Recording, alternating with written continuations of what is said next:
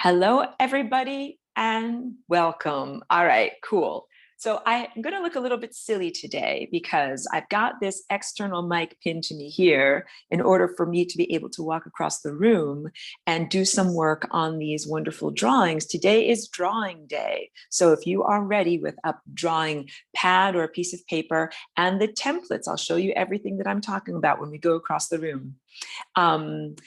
Members of this class were invited, if anybody wanted to be able to get a series of custom cut acrylic templates, because that's what I use for drawing my paintings back here. And so some people decided to get them, and they have all arrived in the mail. So I decided that this is the perfect day to do a drawing exercise. And what you see over there, it's just a little pencil sketch, but I'll do something much more extensive with colored pencils, guiding you through your own homework exercises of how to draw these chakras and energy centers and the significance of how they fit together and balance together. First, I'm also going to show you, so I get massive feedback if I use my speakers. That's why I have my headphones on, but I also get a delay when I have my headphones on. So it's kind of like you hear yourself, but a second later, it's very hard to work with. So I'm just kind of like leaving them off for the moment. But I want to show you, I'm just beginning now using this new tuning fork that I got that is something you apply to your actual body. And it really does vibrate the bones of your body. Like, that's amazing. Like if you put it under your chin, like you feel your whole entire skull plates vibrating. And I've been using it a lot on my spine as well. So this is something that is really not for distance healing. I mean, some people use tuning forks in a distance way, but it's definitely for in-person. And I'm just beginning to reach out and work with other people. So this is for anyone who's in the area that wanted to travel to come for in-person sessions. This is something that I'm now offering. And I feel it is a very powerful and effective way of removing energy residues and fragmentary bits of consciousness that you don't want in your energy field, and then energizing the areas that you do want to be active and gently restructuring the body. So that's what I got going on here. That's what I've been using my tuning fork. So I just wanted to share that with you, even if it is not exactly related to the subject matter of today. And also apologies, like if anybody needs to say anything to me during class, just because I'm getting like a secondary delay by keeping my headphones on, like maybe you can just say it in the chat, but I'm literally just about to go over and get going on showing you everything that's over there. So if you have something to say here, because I think that Trish wanted to say something. And also if people tune in and they need to be admitted to the room, I might not see you on the screen because I'm going to be over there. Okay, so so first of all, hello, welcome. Today is April 26th. And this is Lessons for Full Spectrum Humans. And this is not a formal level 1 or level 2 teaching. This is something that I'm adding to the curriculum because I think that it needs to be there. So this is all about how you draw the chakras and a basic tutorial in the different proportions that are the color proportions that I'm always talking about, and the significance of how they fit together as it relates to your physical body. So I've got this crazy audio video set up so that I can go over here, walking across. Oh, here's what Trish wanted to say. Oh, Trish is saying, Aurora, you're not on the main screen. Is the picture of the drawing on the, okay, the picture of the drawings on the main screen, that's what really matters. I'm going over to the main screen. Watch me, I'm walking over there now. Okay, hi.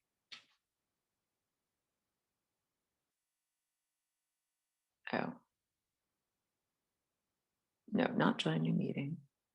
Okay, just making sure that I'm there. No, am I, can you just want to check to make sure, can you guys see? No, has it gone out? Has my sketch drawing gone out, or is my sketch drawing there?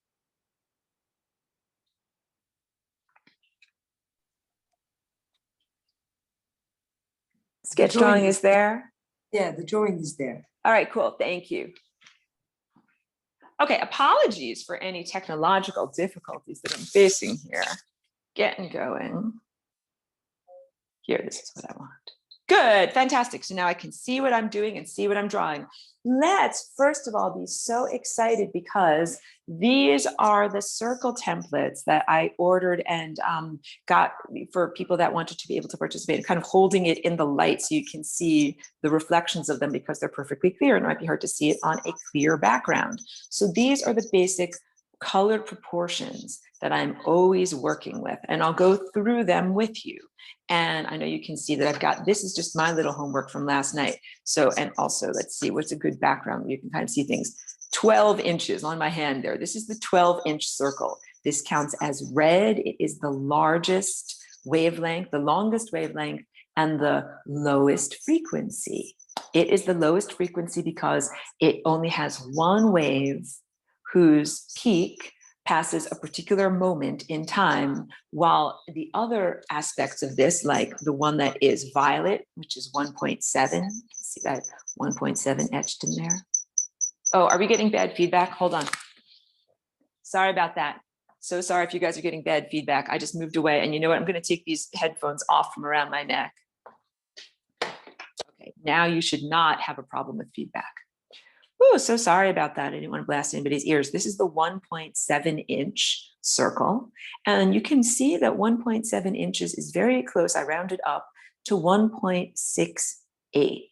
And the phi ratio of 1 to 1.68 is a critical ratio in terms of our bodies. Like, for example, this bone to this bone, the ratio is 1 to 1.618.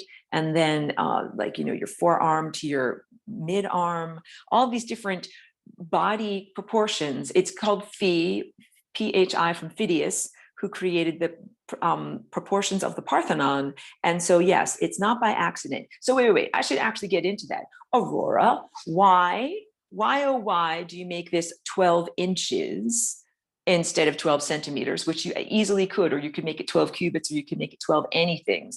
I chose inches because I live in the United States, and we do things with this very old measuring system here that is called inches. Inches actually are an ancient system of measurement that goes all the way back to the pyramid, the Great Pyramid at Giza.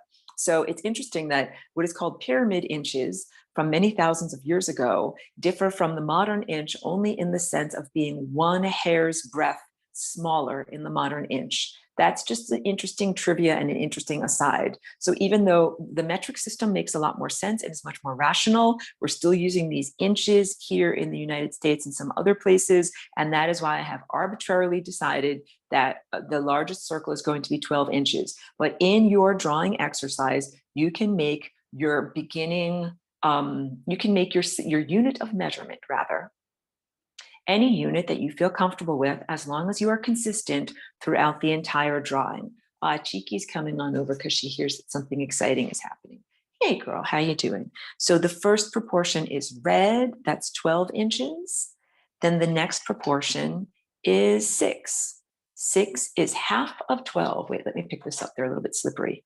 So, okay, for anybody who ordered the set, when it comes covered in like this kind of protective brown paper that you have to peel off. So just be aware of that. So let's, sorry, apologies in advance if there's any barking. No worries.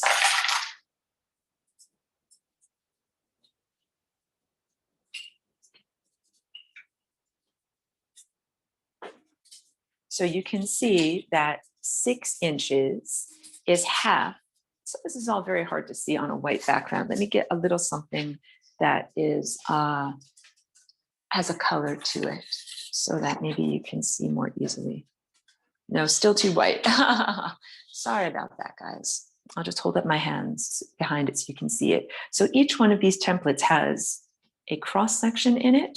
Maybe if I angle it in the light properly, there you go. You should be able to see there's cross section. Like here's a cross section here, here's a cross section here, and there's a cross section that goes across the midpoint of this template right here. Can you see that cross section? Boy, it's hard to see something that's perfectly clear on the camera. Okay, so you've got this and this right here as a cross section. Cross section is not the right word. I should say like a target that is showing the midpoint and the center.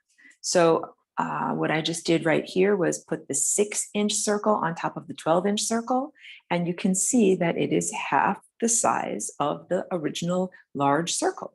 And I would really encourage everyone to do some wonderful drawings of just putting together a 12-inch circle and seeing how these fit together 1, 2 within there.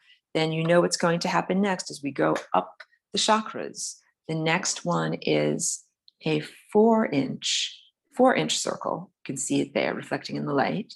And how many 4-inch circles fit within one 12-inch circle?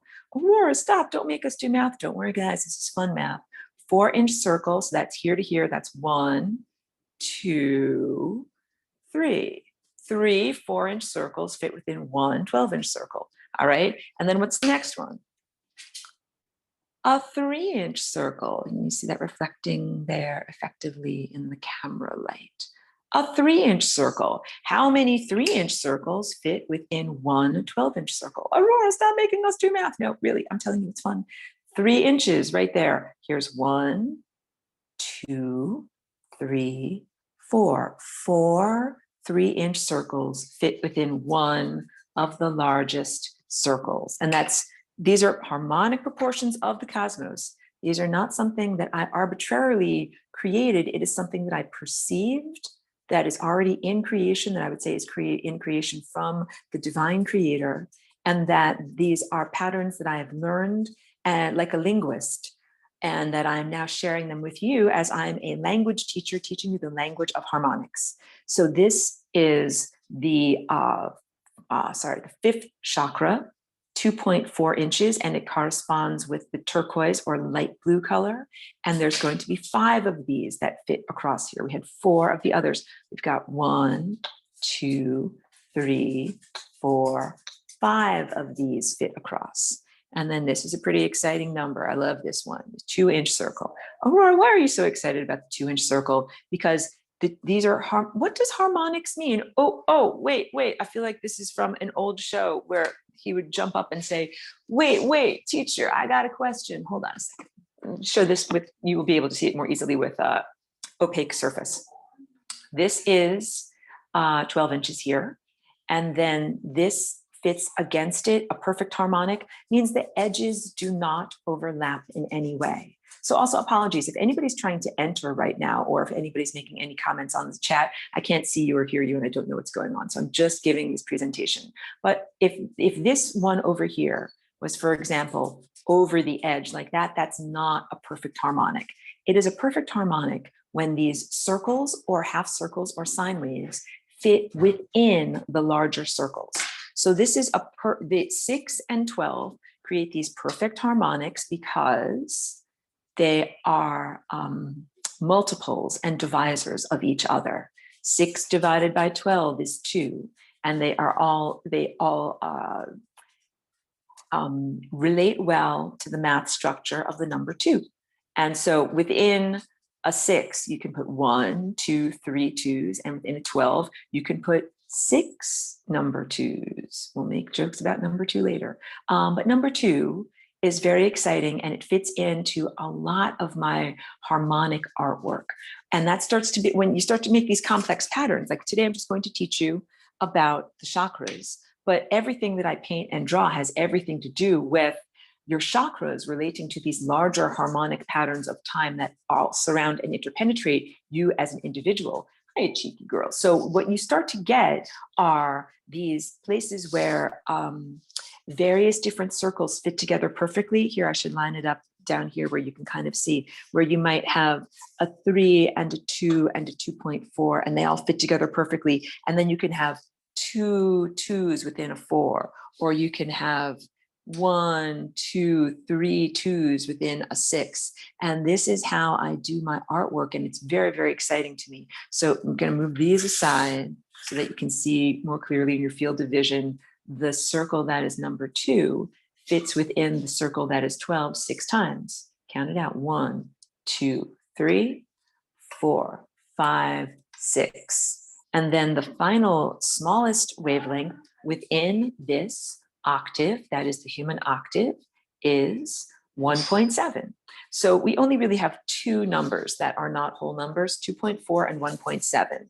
The rest of these, if you're working with 12, are beautiful whole numbers, and that just is very satisfying to me. And this 1.7 fits into here 7 times. 1, 2, 3, 4, 5, 6, 7. Okay. And all of this is about wavelength and frequency. This is level 1 stuff that we did already earlier in the semester, where if you have, this is the smallest wavelength 1.7 inches is a smaller wavelength than 12. 1.7 is a smaller number than 12.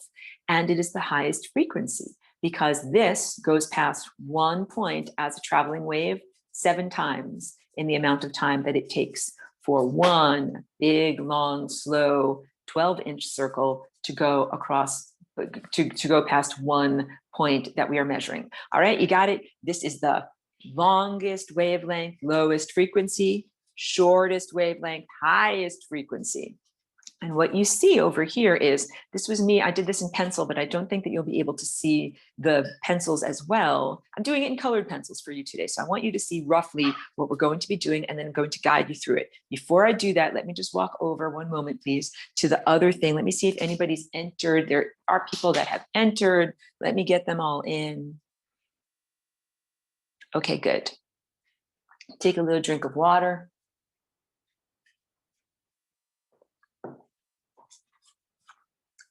Okay, so I'm back over here. Hi, everyone, I'm back over here. Hold on a second while I clear up some space in my beautiful zone.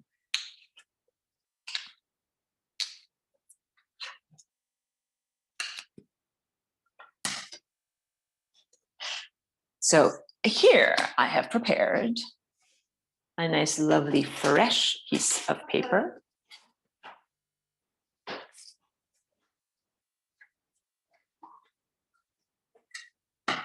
And for anyone who's going to do this drawing, you can do this drawing in many different ways. Like I've got this beautiful template here.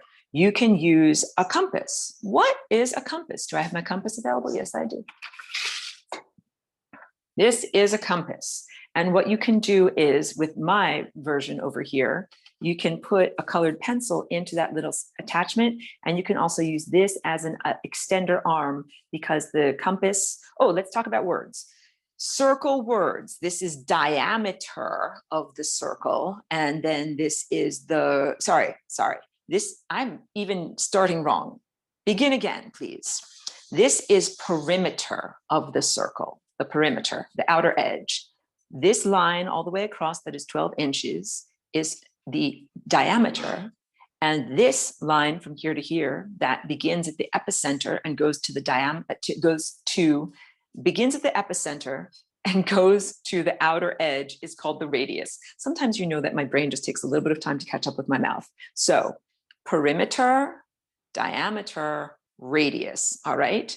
The compass is limited in its radius. It might only be able to go maybe this wide, and then you have to use an extender to be able to make it go this wide in order to be able to draw an entire 12-inch circle. That's why it can just be a little bit easier to work with templates in order to begin doing this work, but you can absolutely do it with a compass. You know what else you can do it with? A thumbtack in the middle here and a piece of string. That goes out like that. And you could measure your piece of string and you could say that this is the beginning unit. And we're going to draw all around with the pencil that's attached to a piece of string. Then I'm going to make that string half as long. And then I'm going to draw a circle that's half as long, half the diameter. And then I'm going to make that length of string 1/3 as long. Like you can do it in that way. And also what some students in the past have done that's very, very lovely is to cut out pieces of paper. You can draw circles on pieces of colored paper, like we're beginning with red. And what you can do with paper is you can cut out a big giant circle of paper and then have that be like a physical, tangible, tactile thing that you can then cut out other colors, place it on top of all of this. Why are you doing this? Because this is another way of activating learning centers in your brain. Mostly what I've done in the class and in the semester so far is to speak to the intellect. I'm using your auditory centers. I'm getting you to understand things by you sitting there, of course, looking at me and receiving some information through diagrams, but also mostly sitting quietly, listening and learning. And that's one way to learn. And we've certainly been conditioned to do that in school. But if you really go back to, if you remember, what life was like when you were pre-literate and you were just learning your ABCs. Do you remember that there was like a board or a coloring book where you had to trace the letter A, trace the letter A? That multiple, it crosses neural pathways, the multiple repetitiveness of tracing the letter A over and over created deep neural pathways so that we all can remember what the letter A looks like. What does the letter B look like? You did a whole notebook or many, many lines of the letter B, and all of this is not just muscle memory. This is also creating deep neural pathways so that you can really embody the knowledge that you are learning. And I am asking you now to use this tactile sense of learning. That's what the tracing is. Tactile means learning with your fingertips. So there's different ways of doing tactile learning. One is, we're going to make these big circles drawing around like this. Another way, like I said, with a thumbtack and a piece of string, and then putting the pencil around like that. Another is using a compass. Another is cutting out pieces of paper and then having the colors line up on top, seeing which of these beautiful harmonic structures, how they line up on top here, here, here, and the wonderful complex patterns that emerge from those overlapping structures. This is another way of learning. It reinforces all of the other learning that you've already been done, and good job on all of the students that are here in this class. And then of course, auditory learning. I forgot that I do work with the piano a lot, that this is also about learning like red, orange, yellow, green, but wait. Let's sing it, guys, sing it. Red, orange, yellow, green, blue, indigo, violet, and then back to white. I sing this all the time. So that what I'm doing is creating very strong neural pathways in you guys through repetition and through asking you to use all of your different sense pathways to be able to learn and internalize this information. That's the short way of saying all of these things that I've been saying over the past 5 minutes. So in order to do this drawing exercise, and what are we drawing? If I go back to that original thing that's underneath here, this is the basic map, of your frequencies. So we're going to, our drawing will look like this, but it will look in color and much more, detailed. And that was just my little homework from last night. But I'm going to work in colored pencils because I think that that will be a lot easier for you to see. So if you're working with a template like this that already has the midpoint, that's the word, the epicenter that I was trying to come up with. And these are called crosshairs, not a cross section. A crosshairs or a target or a midpoint that is in the middle, life is easy for you. If you are working with a compass, I would say start on the bottom edge of where you are going to be doing your drawing. So you would place the compass needle over here. Here's where you would place the needle.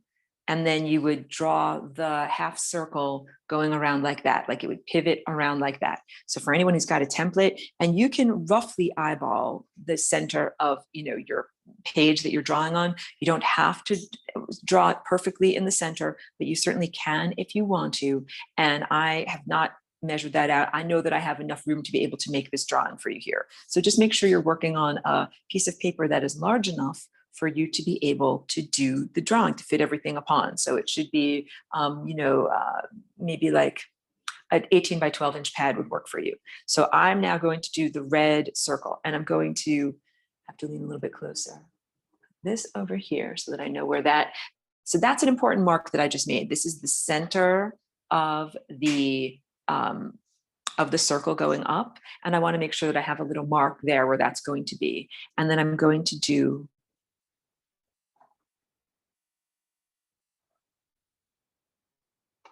just bump the camera a little bit. And my other marks are down here on the side, pretty much the bottom edge. So I still know my 90-degree angle of where I am and where I'm going with this. So that's the first part of this. You see one red semicircle, which is a half circle. Now I'm going to line this one up. Just need to be able to lean a little closer so I can see what I'm doing.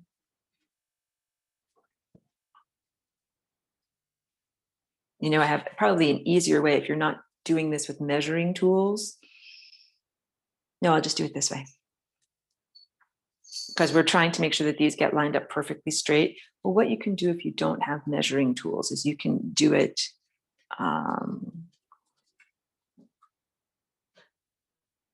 like what I just did. So you can see, you see this lobe shape here. Let me grab my sculpture. Hi, cheeky girl.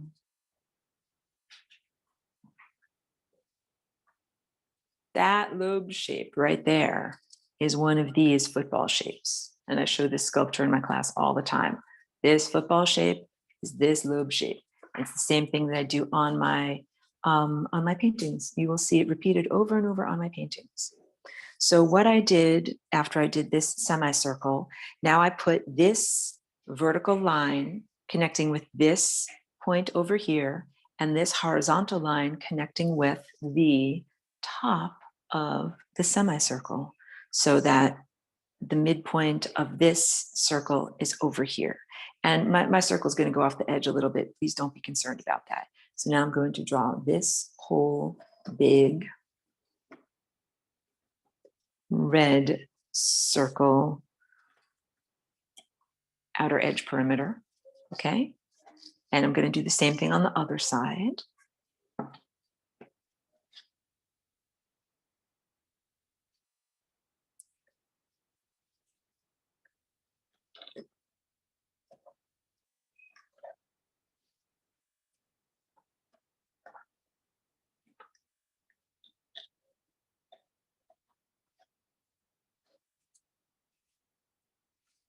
And then the last thing I'm going to do for this is making a cross section, which is the correct word that I was looking for, of one chakra. Now I'm going to, again, put the middle line on the epicenter of the chakra where the 0 point would be, or where the singularity would be, or where the infinitely overlapping everythingness point would be. And I'm leaning closer if you wonder, like, what are you doing? I'm kind of leaning around the camera in order to fit in there. And also this pencil is fat, so I also have to do a little bit of wiggling with using, so in making a physical drawing, you have to accommodate for the width of your pencil and the width of these templates. It's not the same as painting with pure light. So please understand that your things might be off by 1 or 2 millimeters, and that 1 or 2 millimeters does add up, but you're going to get more accurate as you learn to work with these tools more and more. So now I'm going to draw the perimeter.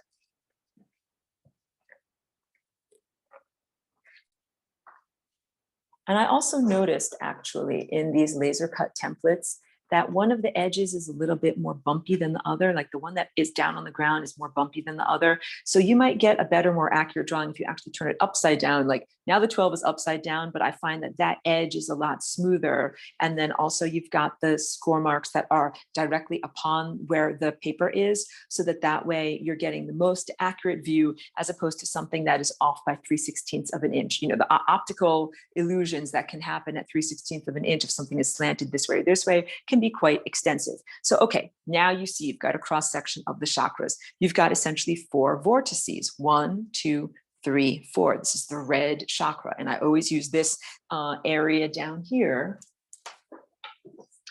as the visual shorthand for the time vortex of you, and you're going up the central core timeline to be able to get to the singularity here. So now what I want you guys to do in this drawing exercise is draw a vortex shape. I've been drawing these for a long time and I'm great at doing this freehand. So I'm just going to do like this, but you might want to do it first in an easily erasable pencil or charcoal, and then go over it in a darker marker or colored pencil. And again, my arm is calibrated. I've drawn these so many times that my arm just naturally makes that arc. Let me do it on this side over here. Everything is going to be symmetrical in this drawing. What am I drawing? Drawing the outer edge of the time vortices. And in order, like that kind of looks like bat wings, but in order to show that this is a vortex, I'm going to bring it up a little bit over here too, and over here too, so that it really looks like, you know, like a trumpet or vortex shaped object, a large oval. Got it? We're using tricks of perspective, and I talked all about that in our previous class. That was all about the Renaissance and the bridge between squares and hexagons. So this downward pointing one, that's a beautiful vortex over there. And then I'm going to do the one that goes up across the top. I just have to kind of lean in a weird way across the camera.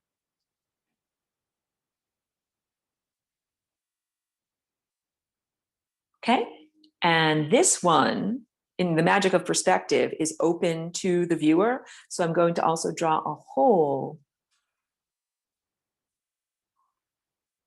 Nicely done.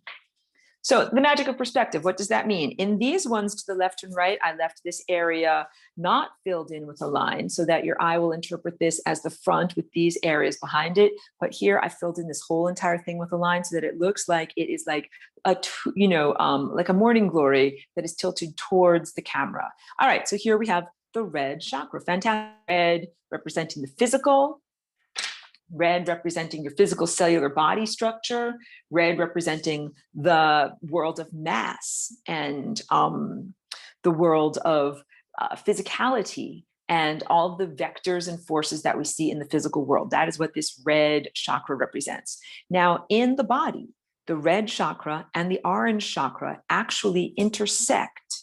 They overlap. So what does intersect mean? Just like in a car, in the language of a car, here's a four-way intersection, and the orange and red chakras are intersecting. They have the same epicenter. So there are two places on your body where that happens, both at the base of your spine or slightly below your navel, where your red chakra and your orange chakras intersect and have the same epicenter, and also at the center of your head. That is where the crown chakra, which is violet, and the brow chakra, which is indigo, both intersect. And chakras actually do have an orientation, even though here I have shown 1, 2, 3, 4. What might have been more accurate is if I only showed, if I didn't have these two out to the sides, and I just had the ones that were facing up and down. And then if I had all of the other chakras as showing like oriented as buttons on the front of your shirt, more of a horizontal zone going up like that. But because in this drawing lesson, I'm drawing all 4 lobes of the chakras, just know that I'm giving you the total picture. If I gave you less information, then it would be easier for you to see why the red and orange, they are complementary and they are at perpendicular angles. What is a perpendicular angle? A 90-degree angle is a perpendicular angle. So if you have the red chakra oriented like this and the orange chakra oriented like this, what you have is a gyro-stabilizing effect. So if I only drew half of the chakras, not all 4, the red one would be oriented vertically and the orange one would be oriented horizontally, and that would be creating the gyro-stabilizing effect. Gyro-stabilizing means stabilized in terms of its motion through time, and this is not about being stabilized in terms of flying through space like the way that a helicopter is. This is the gyro-stabilization of flying through time. So I'm leaning closer to my drawing just so that you might see my head. So I've got the vertical line of this 6-inch template is aligned with the same vertical line that I drew the red chakra on. And I've got the topmost score mark on the epicenter over here. So one of the things I'm also going to do is I'm going to make these little score marks to the left and right so that I know where my horizontal line is. You just saw that. And then I'm going to draw the outer perimeter of orange. I'm trying to make it as hard, like the color line, as bright as I possibly can. Like I'm really going over it and emphasizing it for the camera. You might want to work with a finer thing. Like I'm trying to make it so that you can see that line so that it's fat, but you might want to work with something that makes smaller, finer lines. So now that you've got that point there and that point there, you can use the 90-degree angle that is cut into your template. Can you see it? Can you see it on my hand? There's a 90-degree angle right here that you are going to use in order to create the next circle.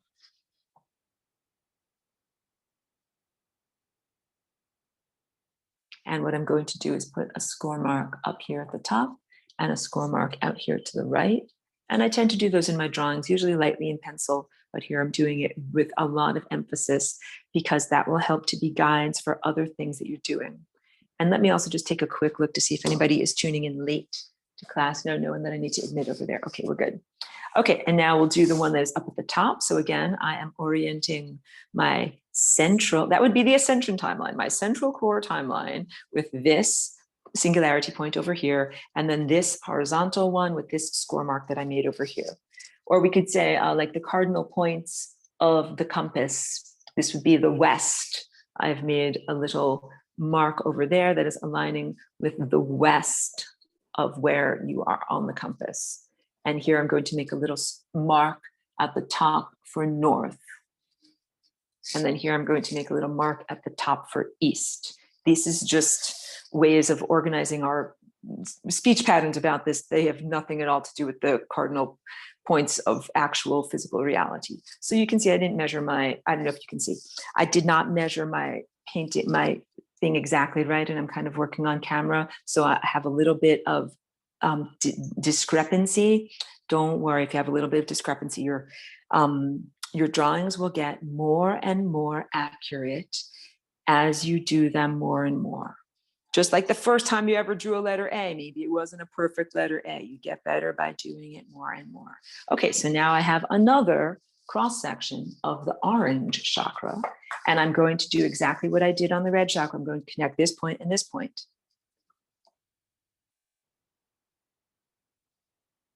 And I'm going to make it look like it's a nice little trumpet. And I'm going to connect this point and this point. And I'm going to make it look like it's a nice 3D object. And then here you can see, we didn't draw this on the red one because it would have been off the page, but I'm going to do one along the bottom line. And so this one has the perspective of going behind the front of the vortex. We've just created an opaque object. See, that's the miracle of perspective. And I'm going to come in front of the camera over here. And I'm going to do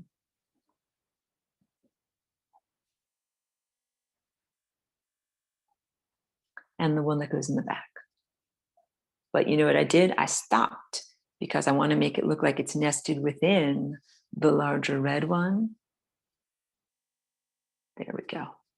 Use the magic of perspective. That's what your eye does. When I stop and break those lines, it says, oh, this object is in front of this object. Get it? So what we have right there is the interpenetration of two objects. I'm grabbing a sculpture here that I can kind of hold in front of the camera. It's exactly what this is.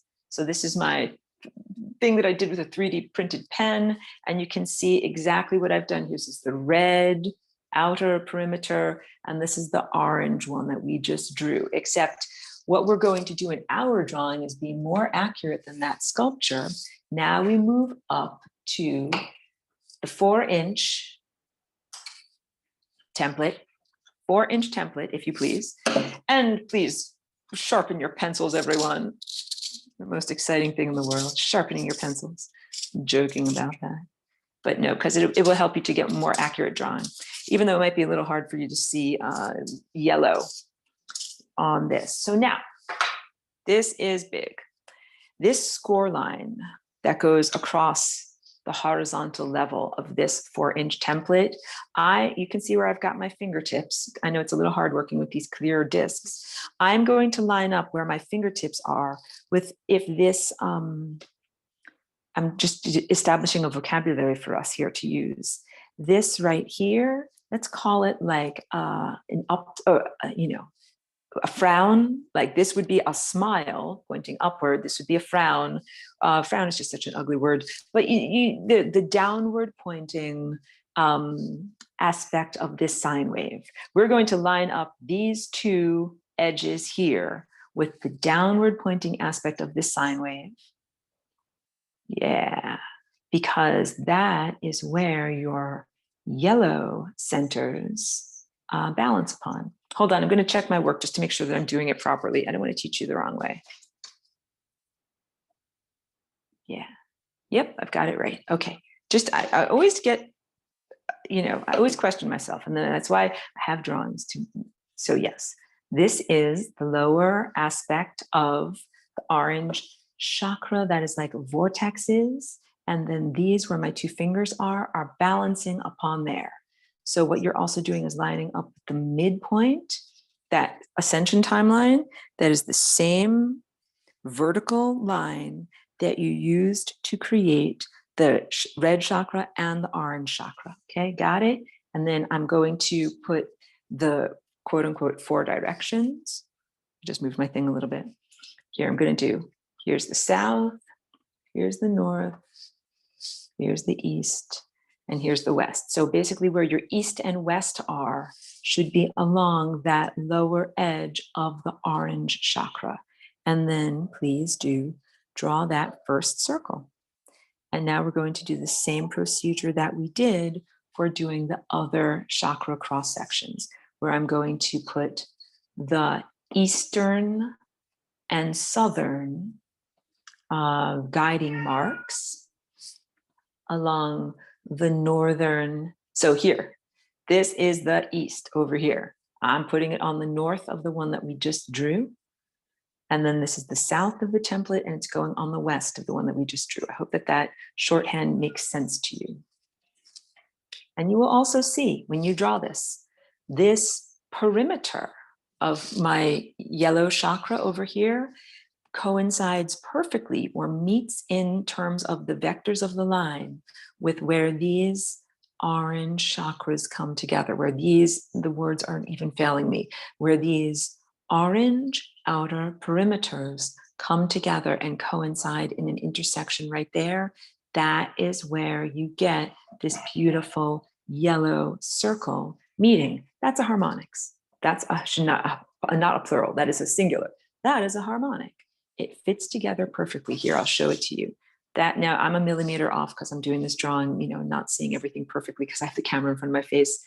Know that that connects right up to there. So what does that mean, Aurora? It means that there is an interrelationship between the yellow energy field and the orange energy field, and that you can see it evidenced as a harmonic structure there. And also that line fitting perfectly there. And so we're going to go make the next, make sure you've got it right. So now I'm connecting the south and the west with this epicenter here and with the, I didn't give you my northern score mark. Hold on a second. Hold on, I'm going back to here because you want to have those for your guides. So please remember to do that for yourselves to make your life easy. There's yellow there and there's yellow there. And of course, I've got this one here and this one here already. So now I'm going to connect the west to the north and the south to the epicenter, which was the east of the other one. And this one, we're going to make northern guiding mark, which should be in alignment with the orange guiding mark. I didn't do everything perfect again. Apologies, I'm working on camera here. I should do it the most perfectly because I'm working on camera, but it's a little bit difficult because I'm kind of hovering over instead of really seeing things perfectly. Okay, and now move your circle template around to the right, and we're going to do the same exact thing. Your western guidance mark is facing the epicenter, north is connecting with the east, and south is connecting with what is the east of the lower circle that you drew, the first one that you drew. And go around in a circle like this, and then also you've got the north there, so just draw this guidance mark there. Fabulous. So what you have now is the cross section of that, but this one, can I emphasize it? Well, let's emphasize it with here is the first epicenter that you drew, and here is the next epicenter that you drew, and we are moving up the body. So this epicenter is the one that is kind of at the base of your spine and below your navel. This is your solar plexus that is up above your navel. So there's going to be a belly button in there somewhere, but we're not quite there yet, okay? I'm gonna take these away for the sake of clarity, and we will return and use them again later. Now, so we did 6. Wait, let's count it out, everyone. We did 12, and we did 6, and we did 4. What comes next? Number 3. And number 3 is associated with green. Wait. Number 3 and green. And yes, we will sharpen our pencil on camera. It's like, that's so exciting. We're going to watch Aurora sharpen her pencils today. Like, oh my goodness, everyone. But really, it will help. Okay, same procedure as before.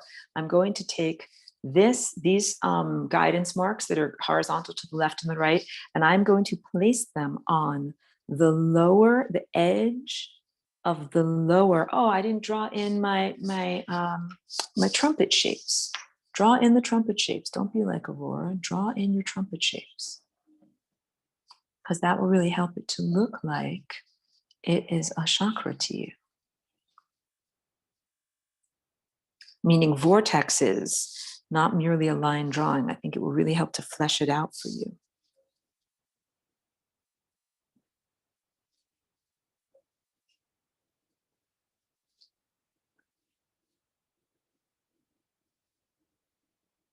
I find the colors help me to organize and see things more clearly.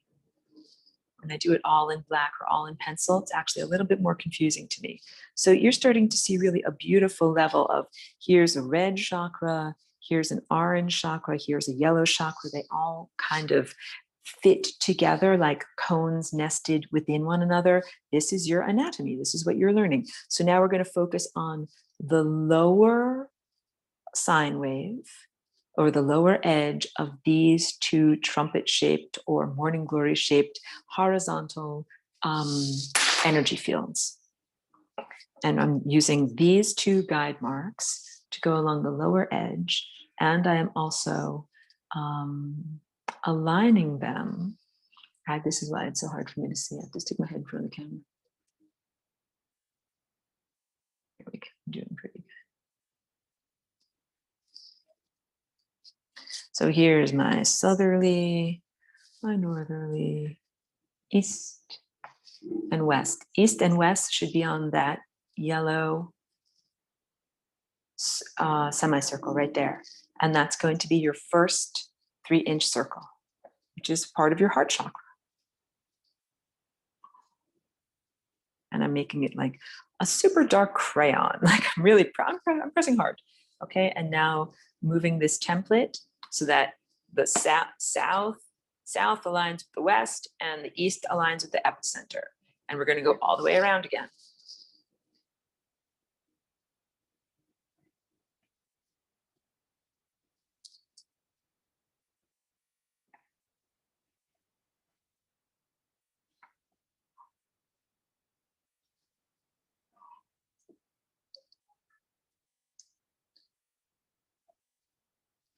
Okay, and I'm going to move it again, same procedure as before, so that this southerly one goes with the epicenter and the westerly one goes with the north of the circle that we just drew.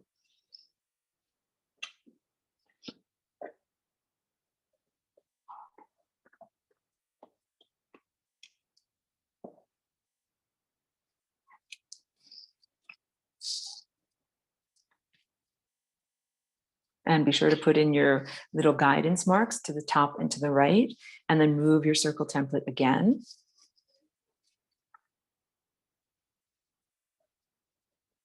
And I've got this point as a reference point down here, and this point as a reference point up here. And I'm going to make the circle go all the way around. So when I'm talking about these reference points, I have a vertical line. It's very pale. You might not be able to see it on camera, but that vertical line is what connects those two points that are on the pre-existing circles. And then I don't fill it in with a line. I fill it in with one of these beautiful, vortex edges, because what we're looking at is actually a 3-dimensional object. And I'm using the magic of perspective to draw this for you. So you're going to draw the magic of perspective. Just going to encourage everyone, even if your drawings aren't perfect, you're doing very well.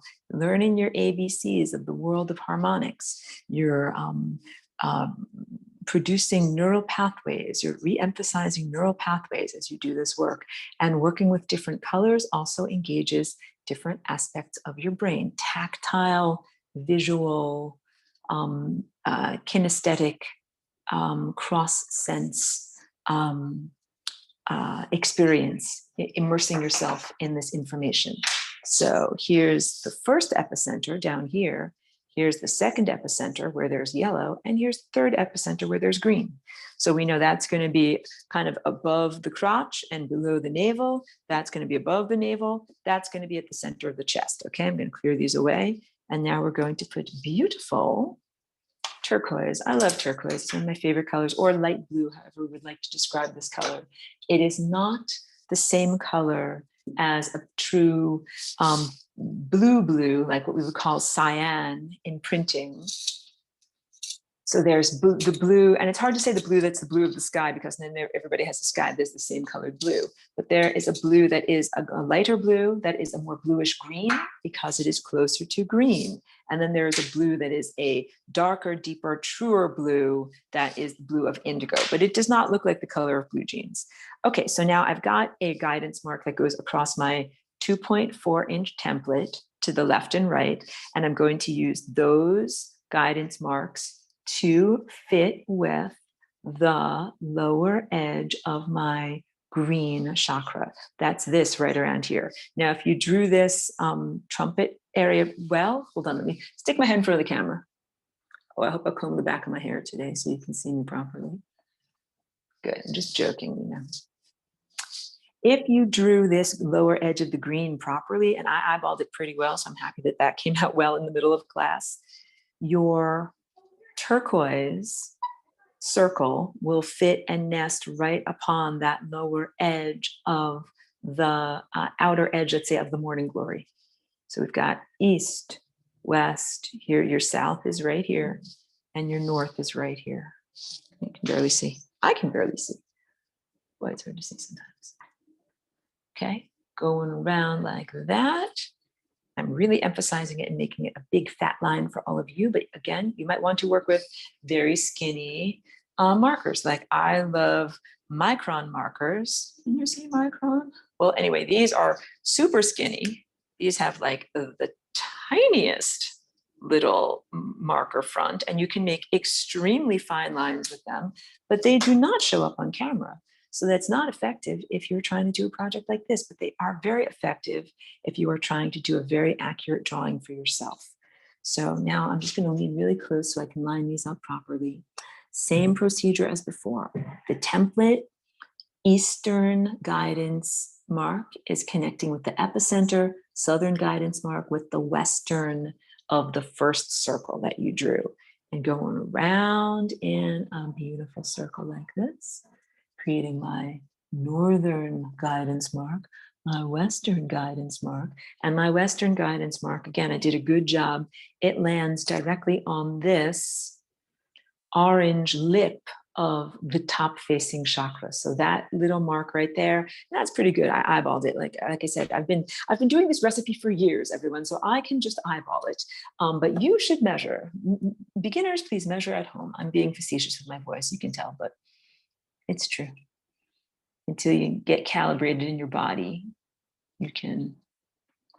So now you can and you should measure, and then you'll get more accurate drawings. So now I've got my Western one, my Eastern one, my Northern one, and my Northern one lines up with the north of the green, the north of the yellow, and the north of the orange. And I'm now drawing my beautiful turquoise or light blue circle all the way around. Now, I did a pretty good job, even though my pencils are fat. I hope you can see this area up here. That circle that I just drew that is light blue fits very perfectly within the green top circle, and the green top circle is 3. So what we have are 2 circles that come together and end up fitting together like this. That's a harmonic. It's very beautiful when that happens. When these 2 top things fit together perfectly like that, that's a beautiful, special spot. You know what that means? There's a relationship, because we've also got this area right down here where the green circle rests upon the lower lip of one of the, sorry, I said the wrong words and I'm just confusing you. The turquoise or light blue circle rests upon the lower lip of the green vortex. There is an interrelationship here between this light blue, which is the truth, your throat chakra, it is communication, and this, which is green, the level of unconditional love, the love tone, the perception of acceptance, or all the central processing unit through which all information must come and be accepted in order for it to be expressed and perceived. There is an interrelationship. When you see a harmonic relationship like that, visually, here and here, what you're understanding in an anthropomorphic sense is that there is a behavioral interrelationship between these two chakras. Literally, they balance upon one another. They rest upon one another. So if you destabilize here's turquoise, here's green. If you destabilize green and make it wobble, you will also make turquoise wibble and wobble. If you keep turquoise nice and straight, you will also keep green nice and straight. These two things have an interrelationship with each other. In order to complete the turquoise or light blue chakra, make the fourth circle. So we're going to bring that around to the right again. We're moving kind of in a clockwise direction. And I'm going to line up the southernmost guidance point, the northernmost guidance point, and the westernmost guidance point goes to the epicenter. And let me just lean forward to make sure I'm getting this kind of right on camera.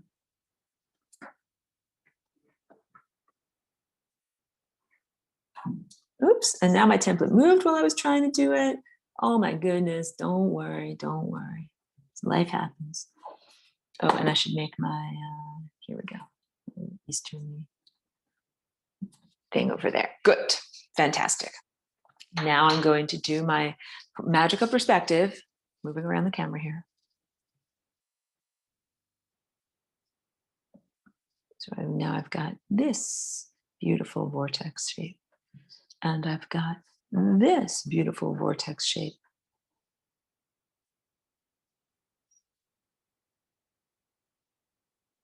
And I've got, what? Look at that, this beautiful vortex shape. And I just got so excited because you know what happened when I drew that vortex shape?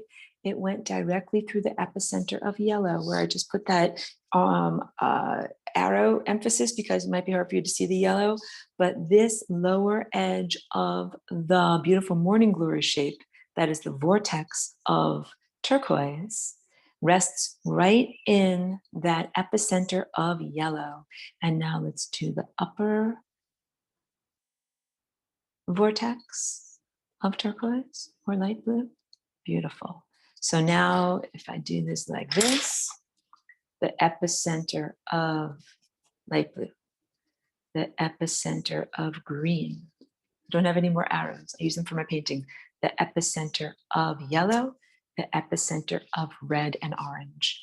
This is below your navel, this is above your navel, this is the center of your chest, and this is above your collarbones in the middle of your neck. So just as these two, red and orange, have an area of coincidence, so too do dark blue, indigo, 2 inches, and violet, which is 1.7 inches, have an intersection. And I'll try to hold it up to the camera so that you can really see. Yeah, I hope you can see that the guide marks that fit the epicenters, there we go, are absolutely overlapping, like crosshairs that overlap perfectly. That is how these two chakras meet and interrelate. So first what I'm going to do is do the drawing for the indigo chakra. Here's my 2 guidance marks moving across the horizontal aspect of this template, and they are going to rest upon the lower edge of turquoise, just in the same way that all of these others have rested upon the lower edge. You can also use as your guidance, I did this drawing so well, I'm so proud that I did this well on camera, that place that is the epicenter of yellow. So that epicenter of yellow right here has the lower edge of the light blue vortex resting upon it, and it also has the lower edge of your circle of indigo resting upon it.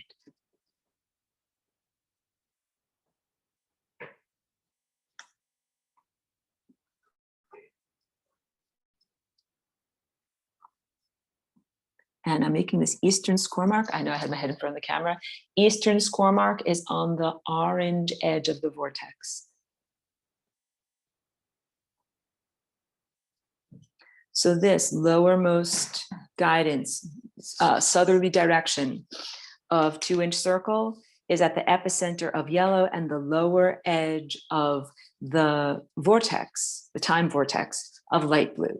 The easternmost guidance mark is on the level of the orange lip of the top vortex, the one that tips forward. If this is the edge of a morning glory flower, this is where the curly petals are around the edge. That coincides with this. That means, so there's so many different things. Orange is emotion. Indigo is the area of pure insight and Christ consciousness. Your area of pure insight and Christ consciousness is intimately connected with your emotions, your human emotions, your willpower, your mammalian emotions. Your Christ consciousness, pure insight, is also connected to your truth, that blue color, your truth, your communication. And it is also connected with yellow, which is the intellect, your hacked human operating system, right? And your blue, light blue area of truth that comes from your throat chakra, your communication. We know that that also rests upon green, which is rests upon your heart. So indigo, your Christ presence, is connected to and rests upon light blue, which is truth and communication, which is also intimately connected with and rests upon green, which is the information of your heart, the truthfulness of your heart, or your complete acceptance of all information that is flowing to you as you are engaged in the higher levels of pure perception and pure insight that come through your third eye. I need to do, it's marathon time. I'm drinking my water over here and just checking to make sure if there's anything going on in the chat across the room. Hold on a minute, just drinking my water. You know me, I need my beautiful electrolyte water in order to keep going. Thank you for that moment.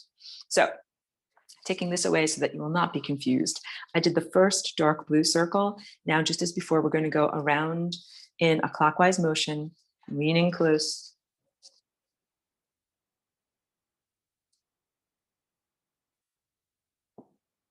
Drawing my circles. So my circle that I just drew is very exciting to me harmonically because I'm making my little guidance marks. This Western guidance mark fits perfectly on top of the top edge of my yellow 4-inch circle. Here's my yellow 4-inch circle. Here's the top of it. And that's exactly where my guidance mark for my 2-inch circle fits. 2-inch circle and 4-inch circle interrelate at that point right there. That is exciting. And it also shows that the area of pure insight connects with the area of human level ego intelligence. There is music outside of my door. You can probably hear it. Apologies for any loudness. So now I'm going to move again around to the right. Here's my southerly guidance mark on the epicenter, westerly guidance mark on the north of the one that I just drew, and my northerly guidance mark lines up perfectly and completely with the other 2 circles that I just drew. My pencil is fat though, and that should be some kind of a rap song. My pencil is fat. I'm sorry, I'm getting silly. You can make up your own words and send them to me, your rap lyrics for a rap song called My Pencil is Fat. I'm so silly right now. Okay, that is a very, very fun and fascinating harmonic area, even though my pencil is fat, ha ha ha. All of these top circles do end up overlapping here. So, you know, of course, if you use the very, very skinny micron pens and you didn't have your head in front of the camera and you measured everything perfectly, you'd have them all lining up. You would have yellow and blue, the intellect and insight lining up together, along with green and turquoise, which is heart and communication. You'd have them all lining up perfectly together. That's a very special place. But in my drawing, they are slightly askew because of just working with the materials that I'm working with. There is a lack of accuracy just due to materials sometimes. So just keep that in mind. And here, of course, I made my other score mark or cardinal mark, my guide mark that fits on the top of the yellow circle. That's the same as on the left. It is symmetrical. Okay, great. So exciting things are happening. And I'm going to draw this vortex as I've drawn all the other vortices. We're really getting there, everyone. If you're doing these drawings at home, I encourage you. You're doing great. Keep going. Right? And now I'm going to do the lower, portion. I'm connecting this and this together.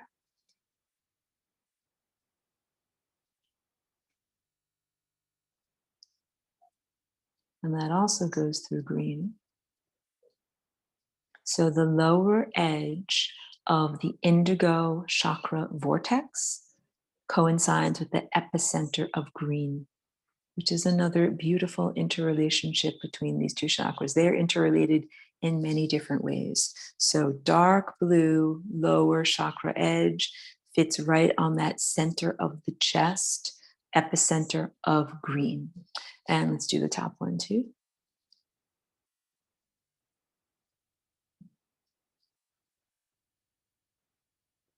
And when I told you that 1.7 and 2 have that special interaction, it means that instead of them being staggered or kind of like, on top of each other like that, they are directly in alignment with each other, completely overlapping with the same epicenter. So now what we are going to do is exactly what we did with red and orange.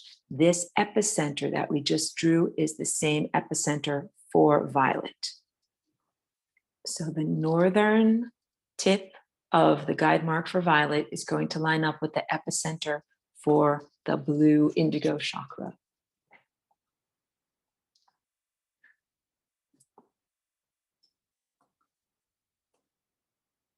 I'm not using the right color. Be sure to use the right color. I'm on violet. I need to use the violet color. I'm happy I caught that. Oh, and guess what? I need to sharpen my pencils on camera. This is the most exciting pencil sharpening ever. But I do have a pretty cool pencil sharpener that has, this is like the pre-sharpener that you do. And then you do because it gives you like the long, but not really very pointy. And then you do the sharpener on the right to make it extra, actually pointy. So that might be semi-interesting to look at. But I did not sharpen everything before class. Okay. Doing this beautiful guidance marks to the left and right, or the east and the west. Here's the south. Here's the north is at that epicenter. My east and west guidance marks fit perfectly upon the upward facing half circle of green. So we're already noticing that violet has a relationship to green. So these are my, horizontal guidance marks of violet. Here's one. Here is the green. We would call it, like a smile, the vortex, the top of the vortex. And here is where violet and green interact. That's fun and exciting. It's another amazing thing. This area right here where you've got violet, the circle, nesting perfectly within orange, the vertical chakra membrane. That right there, you can see that this whole violet circle rests perfectly within the cleft of this orange chakra here. Violet, the crown, has a relationship to orange, the emotional mammalian centers. And violet, the crown, also has a relationship to green, unconditional love, the areas of the heart and pure love tone and emotions that are beyond what we would define as human or animalistic. Even though your human animalistic emotions are beautiful, don't get me wrong. I will burst into song. Okay, and now I'm just trying to line this up with the epicenter, get everything right for you, because very exciting things are happening here, even though my pencil is fat. I'll have to kind of tell you about it. I don't know if it'll all show up on camera perfectly. Okay, but I'm going to put in my northern, western, and southern marks all over here. My western mark lines up perfectly with the top edge of the 4-inch yellow circle. That's for violet. But wait a minute, Aurora, didn't the 2-inch circle also line up on the top edge of on the top edge of yellow? Why, yes, class, that is exactly what happened. The westernmost mark of the 2-inch circle lined up perfectly on the top edge of yellow, and the westernmost mark of violet also lines up perfectly. Can you see this on your camera? Perfectly on the top edge of the yellow circle. both of those line up, boom, boom, on top of there. That's amazing. That means that your crown relates to your indigo insight and relates to your human daily awakened consciousness and ego intellect. And they all interpenetrate and they all rest upon each other and they all stabilize or destabilize each other. That is absolutely brilliant and exciting.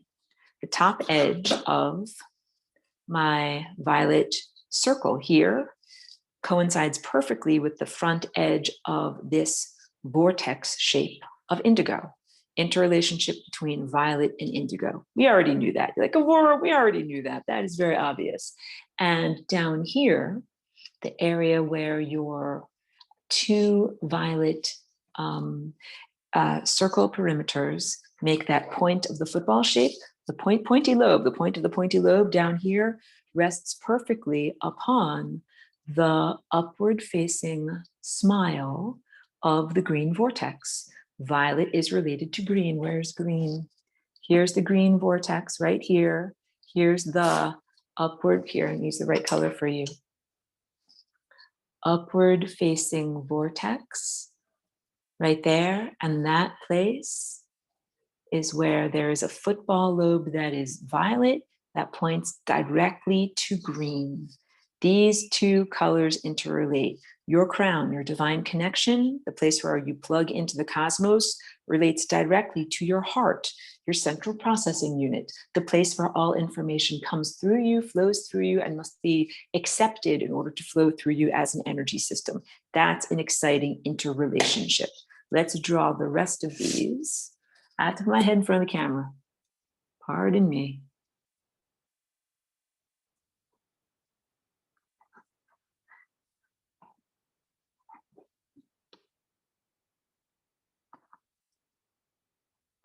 Okay, more exciting things are happening.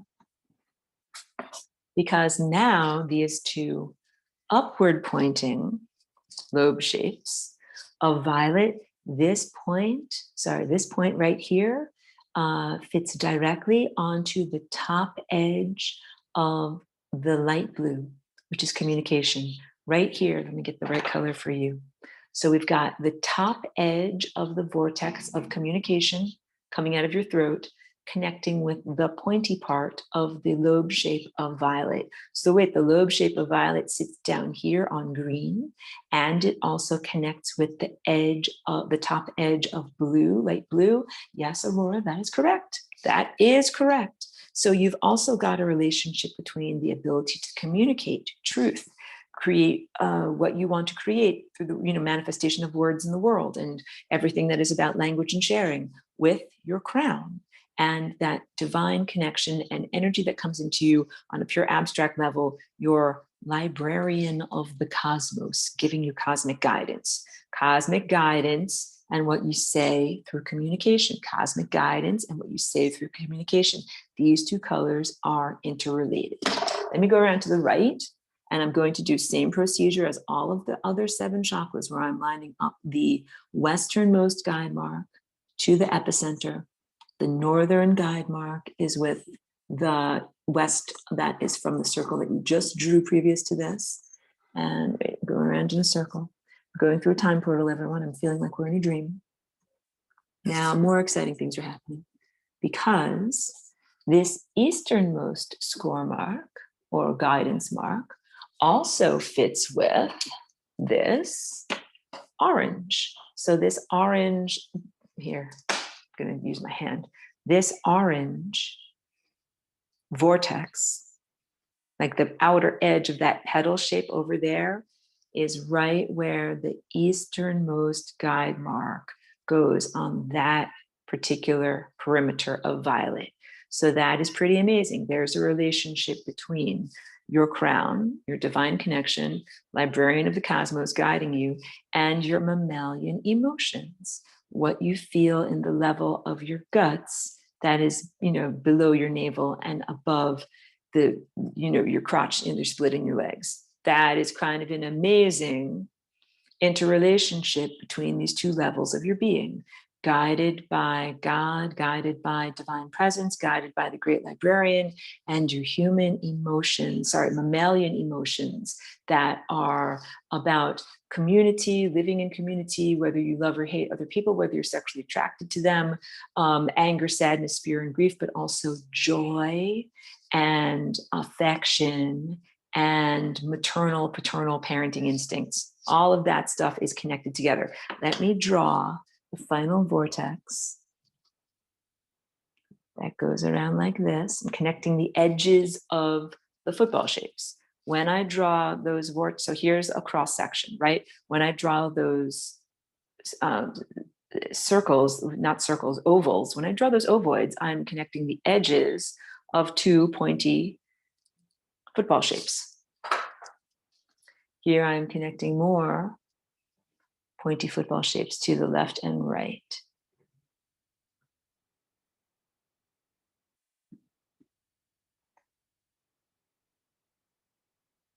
And pointy football shapes going down, where these two pointy football shapes are also going to rest directly upon the green semicircle that goes upward like this in terms of the vortex. So the points of the football rest upon there, and the lower lip of that vortex of violet rests directly on the epicenter of your heart.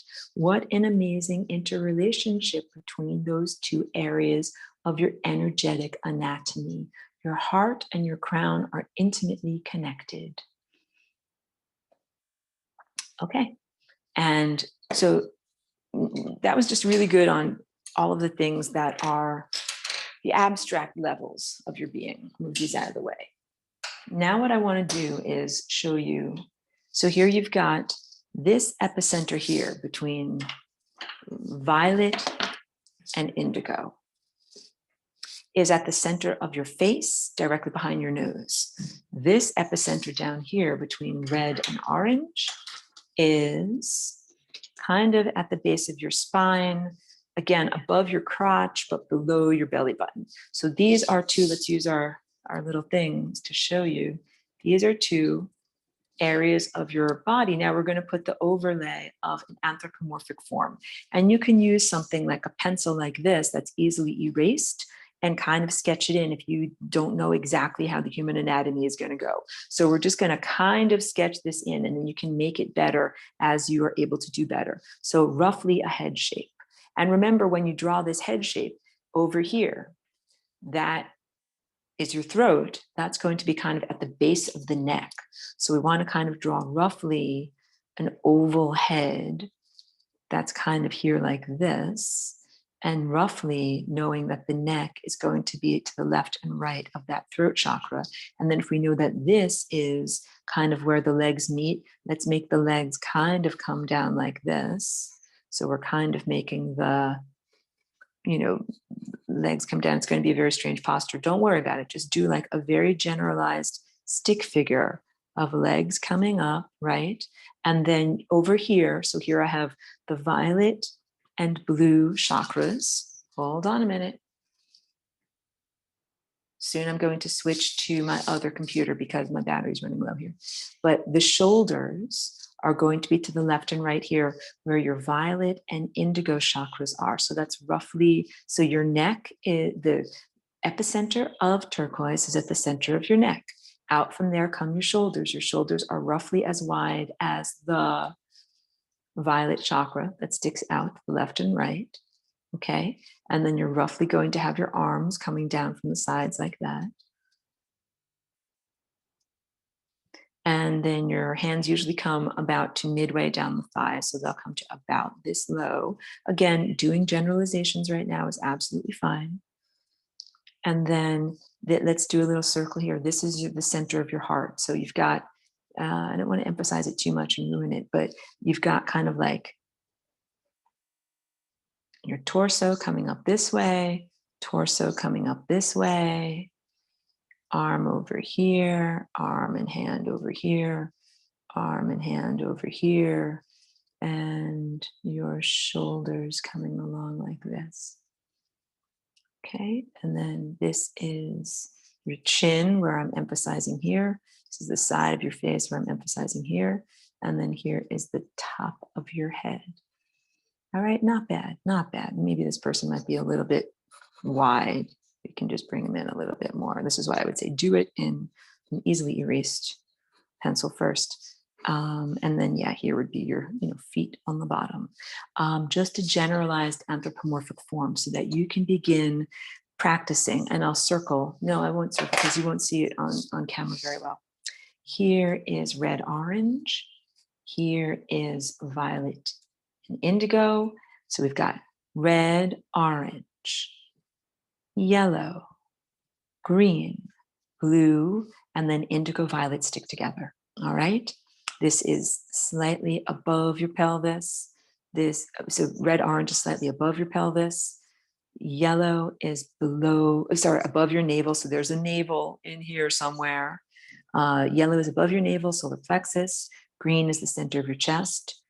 Turquoise or light blue is the center of your throat. And indigo violet is the center of your skull. And that is how you fit the human anthropomorphic form in amidst these chakras that are all about your non-physical energy presence. So I'm gonna, oops. Hold on a second. Since I have you in my studio here, I'm gonna take you on a little walk around, then I'm gonna switch because my phone is gonna die, but I'll switch you around. So I already showed you this sculpture, which I use on camera all the time. It's backlit, so you can't see. Let's move it over here. This sculpture, which I use all the time, which of course has everything in the same epicenter, Let's move across over to here. It's Tiki in her dog bed. Let's look at this painting. You usually see it in the background behind me. What do you see here? First of all, I changed the format a little bit in order to make it less accurate, but more accurate. So what I've got is, instead of red and orange being the epicenter down here, I have red being at the epicenter up here of the entire figure. And then the other chakras going up in order like this. But what I do have very accurately is the violet and the indigo at the center of the head. And you see me, I will switch actually to the computer and be able to show you and use the annotation on the computer more. And do I have anything else that's easily, no. Okay, so hold on a second. I'm going to switch out of this.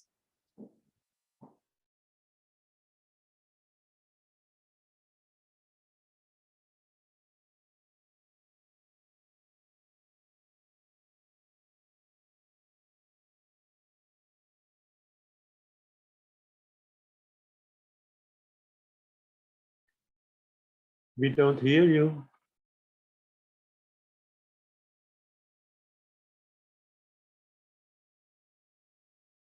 Can you guys hear me okay? Yay, hooray. I hope you could hear me when I was doing my other stuff too. And can you give me a sound check so I can hear you? It is okay now. Good, thank you. Were you guys able to hear me when I was doing the work over there? Yes, sure. Good, fantastic. Like I feel like that was a bit challenging just because I had like this crazy microphone and couldn't really hear what was going on and all these different things, but made it through. And now I will go through some images that I have ready.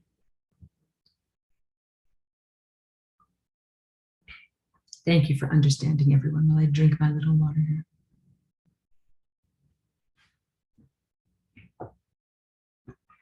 And my wonderful magical trackpad. Hello, good to see everyone. Let me just pull up some pictures. This is this one.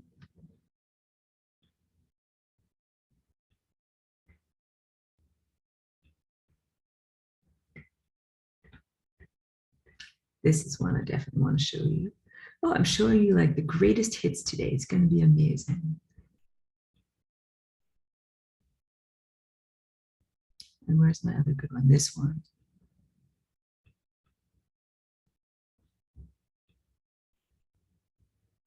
And well, I'll show you this one. I'll show you this one. All right, fantastic. Okay. Share screen of my desktop. Then let's get this one out of the way here. Good. All right. First, let me go to this one. So that was what I was showing you on my wall. Hold on a second, there's something super distracting in my background. Get rid of it. This is what I was showing you on my wall. In that, so this is a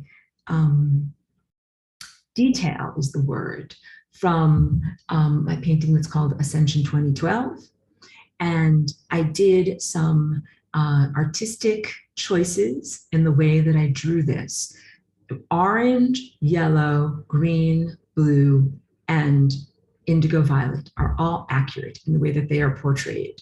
But what you'll see is the red chakra is not proportional to the human figure in this drawing. It should have been a much, much bigger circle, much more like this one, which is highly accurate. So I did this in this way in order to fit all of these figures together into a larger matrix or crystalline structure of other energy fields that are part of the painting.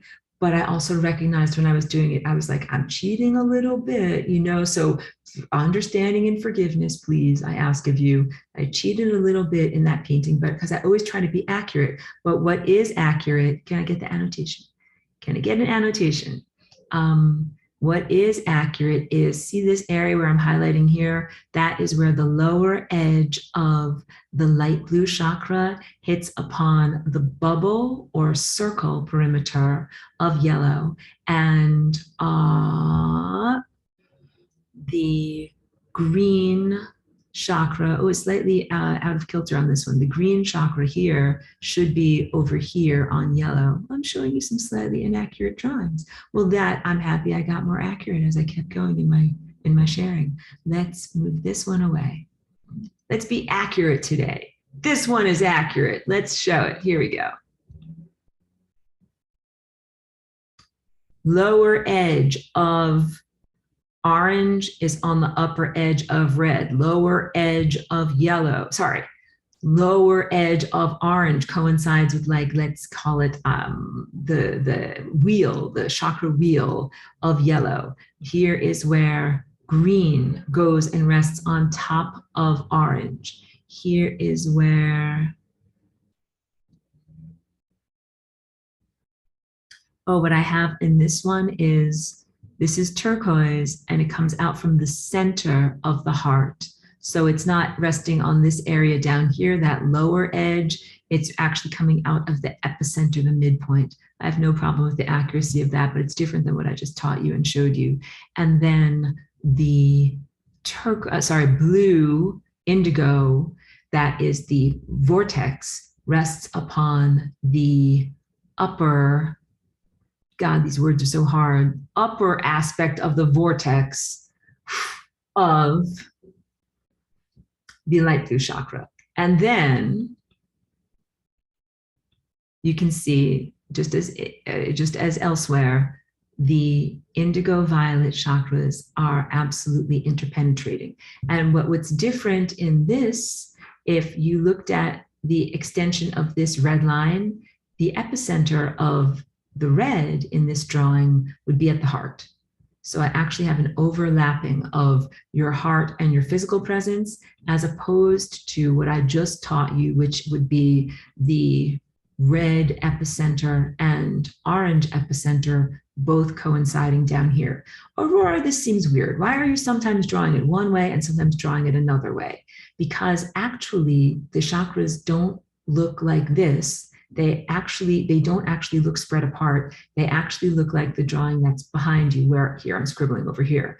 They actually look accurately more like that, because every single singularity, which is the epicenter, the 0th dimension, the center of all of these chakras, actually all lines up and coincides like the multiple crosshairs of bullseyes. And they all line up together. And what you are looking at in all of these representations that overlap with your anatomy are loose analogies, not literalisms, even though it is accurate to say that the epicenter of red does coincide with the base of one's spine or the coccyx bone of your body, and that the energy then travels up the spine to the top of your head.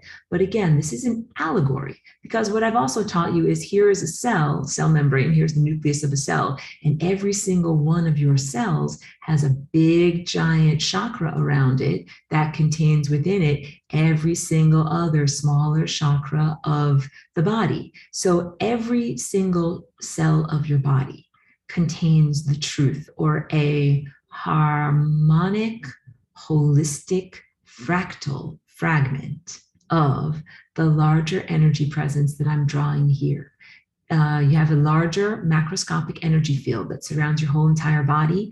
And then there's a tiny fractal microscopic version of that that surrounds each individual physical cell. And that actually surrounds each individual molecule and atomic structure. So this basic harmonic structure is constantly being repeated, and it is also accurate in the sense of Earth and Earth's magnetosphere, and it is also accurate in the sense of the sun and the sun's heliosphere, all the way up to the scale of a galaxy. The challenges or artistic choices that I make in terms of aesthetics and truthfulness have to do with the way that I show this when it is deconstructed, as all of these things are fitting together. So in the interesting parts of this particular portrayal, what you have here is yellow, and then you also have the green circle, the turquoise circle, terribly drawn, fitting perfectly within that yellow. That's happening right there. Here is turquoise circle, and here is yellow vortex. And those two guys fit within each other. And then what you've also got over here is indigo circle that is fitting right on top of green vortex. Those guys fit together. And in all of these portrayals, I'm always accurate to show this area right here. Let me make it bigger. Let me make it bigger. Hold on a second. Let me make it bigger. Can I want to squash. Yeah, there we go. Squash bigger. Squash bigger. Even bigger. I have squashed you bigger.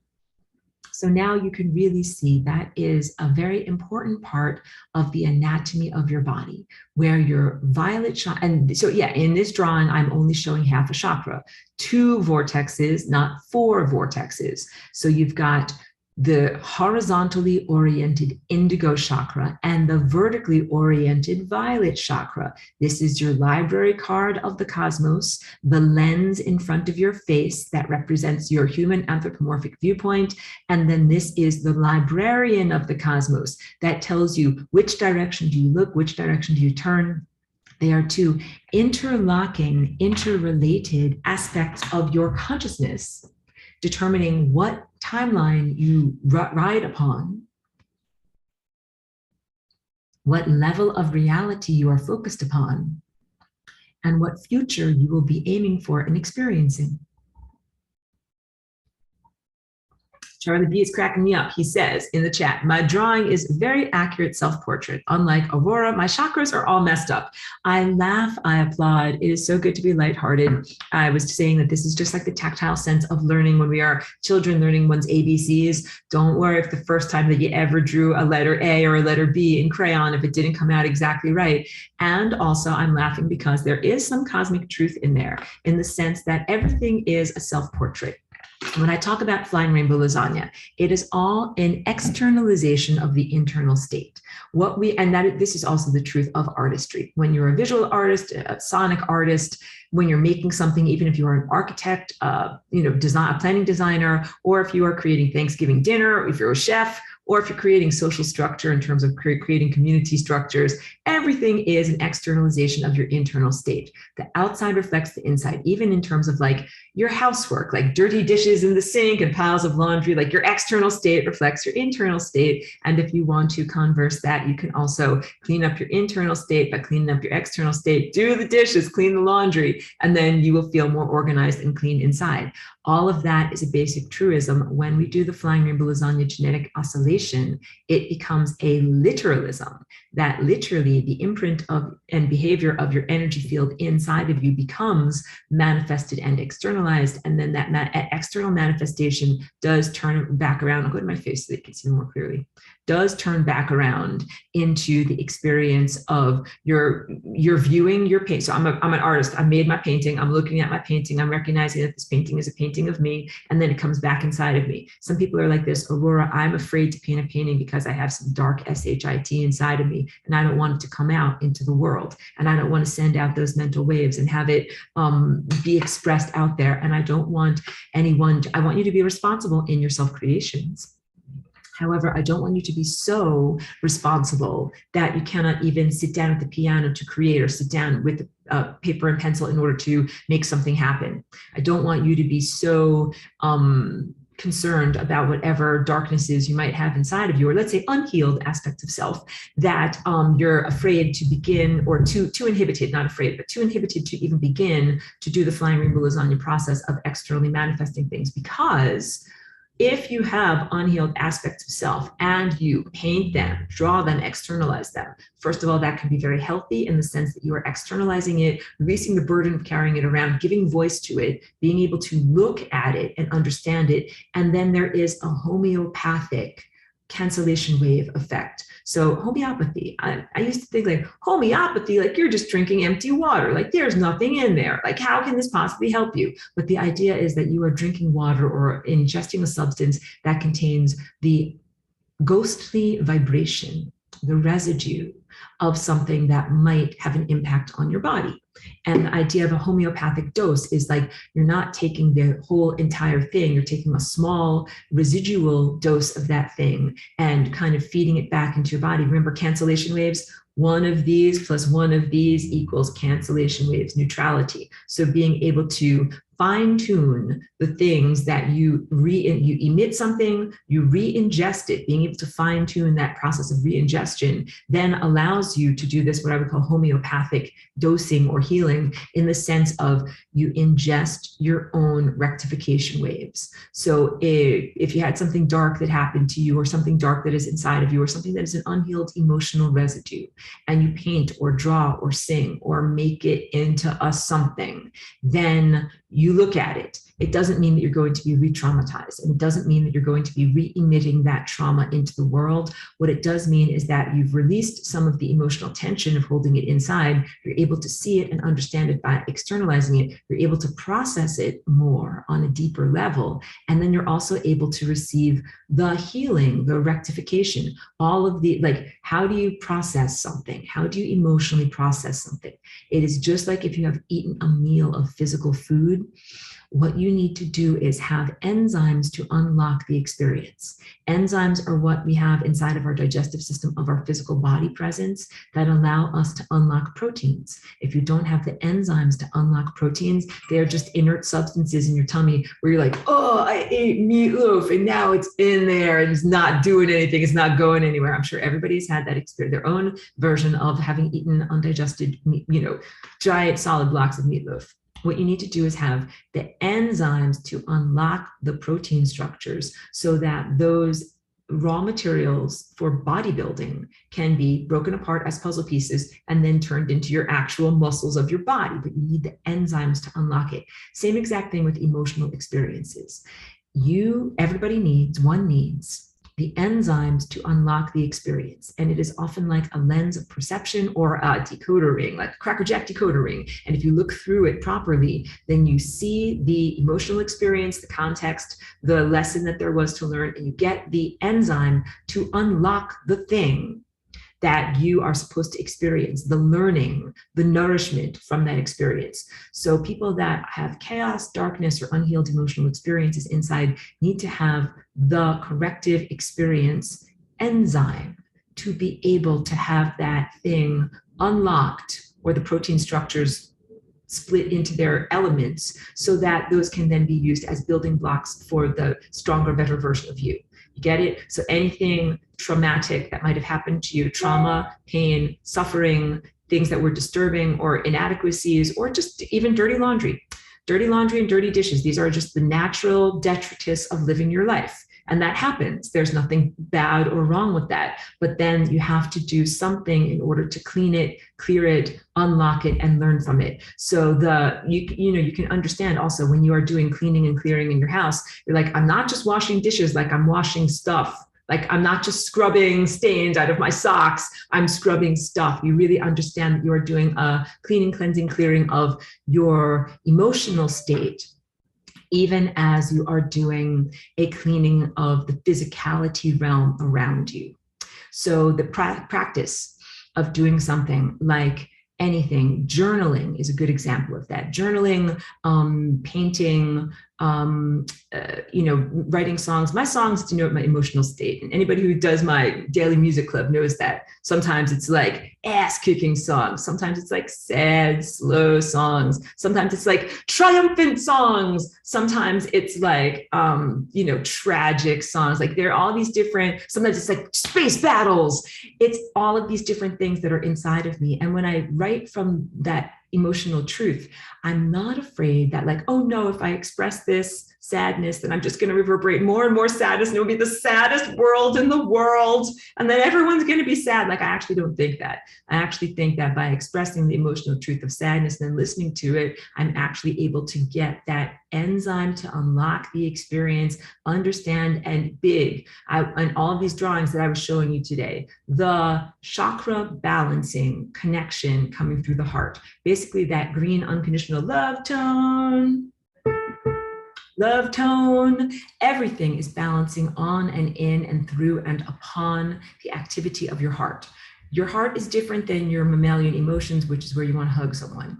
Your heart is literally when you are in rapport with the cosmos. And all of this is about your librarian and library card here, librarian here, giving you lessons. You're learning in the cosmic library, okay? So the heart has everything to do with accepting the information that is coming to one through these various chakras or apertures that we have in our body for being able to perceive time, experience time, and literally learn from being immersed here. That we are supposed to learn and grow. Like, what are you supposed? You're supposed to eat meatloaf and then grow stronger from eating, the unlocking and digesting it and everything. We are supposed to be submerged here in this world, having life experiences and grow stronger from the experiences. When your chakras, they are like doorways or portals, when they are in alignment with particular timelines, and when your library card and your librarian are working in conjunction to be able to tell you, look over there, now look over there, now think this thought, now think this thought, now see this, now see these analogies. Thing one is analogous to thing two. Now get the message, getting the message, seeing through that lens of perception, connecting the dots. These are all different ways of saying that you're making these cognitive leaps to be able to process and understand the world around you is a library of information, and it relates directly to you on an anthropomorphic level, like who you are as a person, who you are, how do you define yourself as a person, existential questions, which I usually phrase in a fun way, mommy, daddy, why am I here? All of the world is answering those questions to you every moment of the day. However, of course, we often are in distraction or sometimes in, lack of attention, and sometimes don't have the decoder ring to be able to know and understand. Then it's just a meatloaf sandwich where it's like, parking tickets, meatloaf sandwich. Like, what's the lesson of the parking ticket? Because I joke about my parking tickets here. It just makes me feel bad. There's no lesson. It's just hurting me. But no, if I had the right enzymes, I would be able to enzymatically unlock the meatloaf and digest the parking tickets and be able to know and understand what was the cosmos trying to say to me, or what was I supposed to learn other than read the signs, like don't park here on this day, read the signs. But anything, parking tickets is a lighthearted version of things that we do not wish to have happen, like those things that happen in life, like you get a thing and I didn't want that thing. That doesn't seem like a fun or a good thing at all. There is ostensibly a meaning, a reason, and a purpose in why we were aligned with a particular reality, why a particular experience or timeline unfolded. If we are able to have the enzyme of learning that allows us to unlock and decode that experience, we are then able to connect the dots, to make cognitive leaps, to make sense of the world that is being gifted to us as an immersive experience for our own own learning and for our own growth. And then it becomes not a scary place full of random bad things and parking tickets and things I have to run away from. Then it becomes an orderly, meaningful world of communication from a much larger, higher intelligence presence that is divine or God or whatever word we would like to use for it. That is a divine, higher intelligence that is highly organized as a principle, that is really in a loving way trying to tell us all sorts of positive, worthwhile information. When I say positive, I mean information that transfers from this particular life experience across time.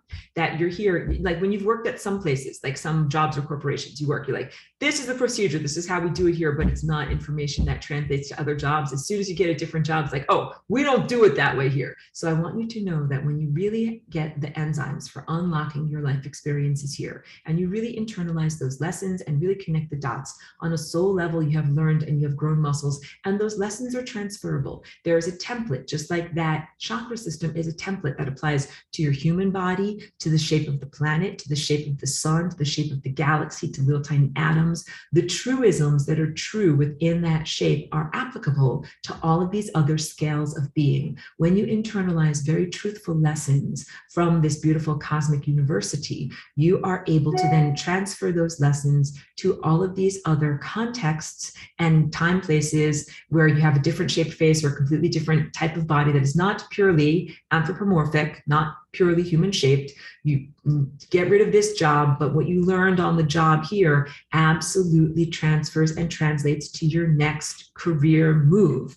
Those are positive jobs or careers that you want to have, where you're learning something, even if it's software. It's like, this isn't just software that I learned, for the point of sale for this particular store. Like, this is something that I'm learning that is transferable skill that will bring me forward, moving forward. That is the meaning and the purpose of parking tickets. Exactly. But you just have to get the enzymes. I'm still working on my parking tickets, everyone, truly.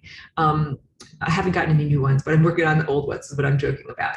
It's the digestible meatloaf sandwich. So yes, each one of these chakras is an aperture into a layer of reality. When I talk about chakras, I'm talking about energy fields. I'm also talking about how fast is time moving. In our physical reality, the red chakra, that time is slowed down and condensed and coalesced until it is matter. It's stuff that you can touch and feel. When you're looking up the time tunnel at these other aspects of being, here, this is a good one to show you for the time tunnel. This is the time tunnel, and it is moving away from us in perspective, or to the right, moving away from us in perspective.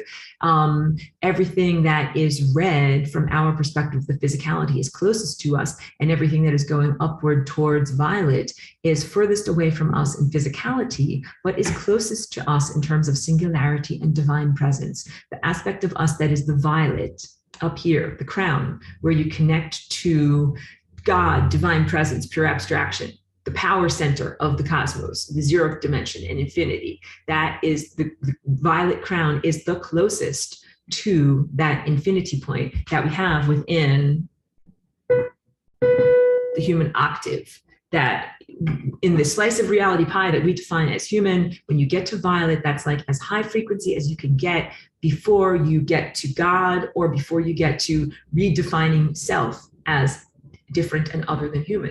Getting a different job.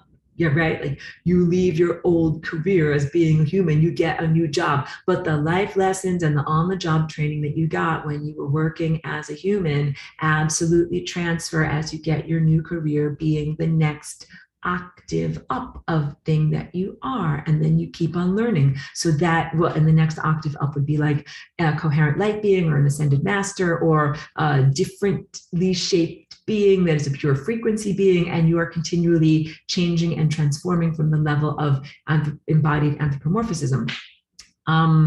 The lessons that you learn, though, so you don't do everything the same, clearly, when you get to that new chapter of being, but the lessons are a template that are transferable. So it's not about like, I tie my shoes here as a human, and then I'm going to maintain that as a muscular skeletal life skill. And then when I get to be this coherent light form, I'm like, I know how to tie shoes in a bow. Like, it's not like that. It's more about defining yourself as a person, learning lessons about your ego, who you are and whom you are not, how you interrelate with others, individual versus community. That's a big boundary. What happens when you redefine those boundaries? That's flying rainbow lasagna, when your inside becomes your outside. all of those templates of lessons translate when you get to your new chapter. But we have been focusing, for the time that I've been here for 20 years as a walk-in, and the stuff that I teach and share on the experience of being human. And the whole idea, I call this lessons for full spectrum humans, because the idea is it's a reclaiming of the entire system from red all the way up to violet, not merely physical, animal, emotion, and human intellect, but the entirety of the spectrum of whom you are. And then also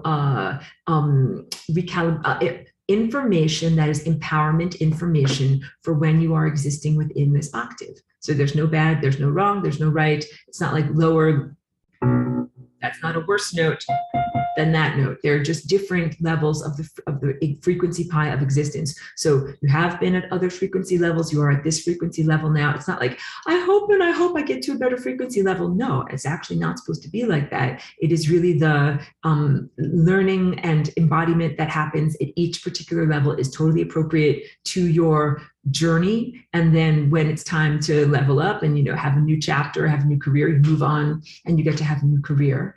And what I've been teaching are all these things that are about empowerment. So when you are shaped like a human, these are what your chakras are. These are how your chakras relate to your human body. Each one of those places where the 4 vortexes come together, just like on the front of my shirt here, that's actually pretty good. It's a little bit high, but if it were right here, that would be the heart. So I'll have to just redesign my dress a little bit. But if we have these convergence points that are like right here at the heart, right here at the throat, right here in behind our eyes. But what you're really looking at is a deconstruction of something that all nests together as one singularity. So every single one of these drawings, if I go back into them, I'm almost at the end of today's class. If I go back into my share screen, every single one of these center points is actually a deconstructed thing that nests on top of all the others. I know that my words are just so inadequate in trying to talk about this. Every single one of these center points or 0th dimensions or singularities actually overlaps. And what you're looking at is a tunnel going away in perspective. Let's make that one move down. Same thing with this one. Tunnel moving away in perspective. From here, the perspective of where we are in the physicality, moving away from us faster and faster and faster in time, less and less and less physically embodied until it gets to the violet chakra. That is almost the direct connection to infinity. I didn't show you this one, but this one is one of the best, most accurate ones that I've got, because you can see, look at how giant that physical energy field is compared to this human anthropomorphic form. That's big. That is how big your red energy field actually is. It's at least as big as if you extend your arms outward from the sides of your bodies and your arm upward to the top of your head. It's at least that big. And then this is also accurate in the sense of showing the vertical orientation of red, the vertical orientation of violet, which is this that looks like a halo up above this person. And yes, very intentionally, these look like wings. And yes, very intentionally, I'm making an allusion to the art historical representation of angels in our Western world as having halos or vortices up above their heads. And with the contrast, the horizontally oriented orange, yellow, green, blue, and well, I know I've got indigo over here too, but I guess indigo too. Orange, so the oijibai of the Roijiviv.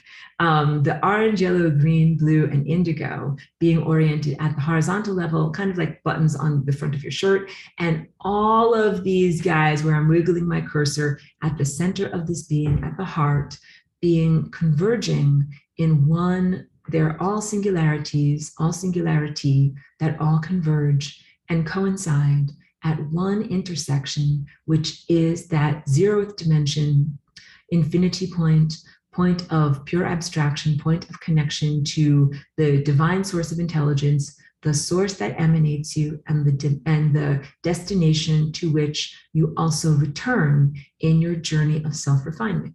And that's where you're really going as you are doing these levelings up in your jobs. Like, I once had a job as a this, then I had a job as a human, and then I had a job as a this. All of that is your career path of ascension, which is basically self-remembering, of returning back to your own divinity and being God. Like, I remember my job is actually being God. That's what we're on the journey of. So I know that's a lot. And I'm happy that this is recorded so that anybody can go back into it and kind of rewind and go forward and rewind and go forward and go through all the things that I shared with you about how to do these actual drawings.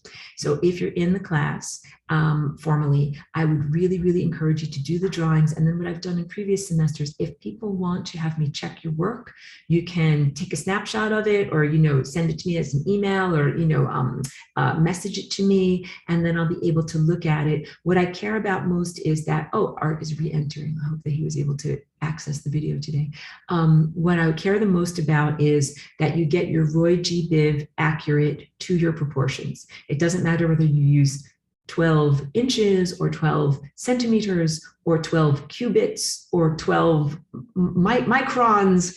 If you're drawing with atoms, like, it doesn't matter what is your unit of measurement, but what matters is that you're using 12, 6, 4, 3, 2.4, 2, and 1.7.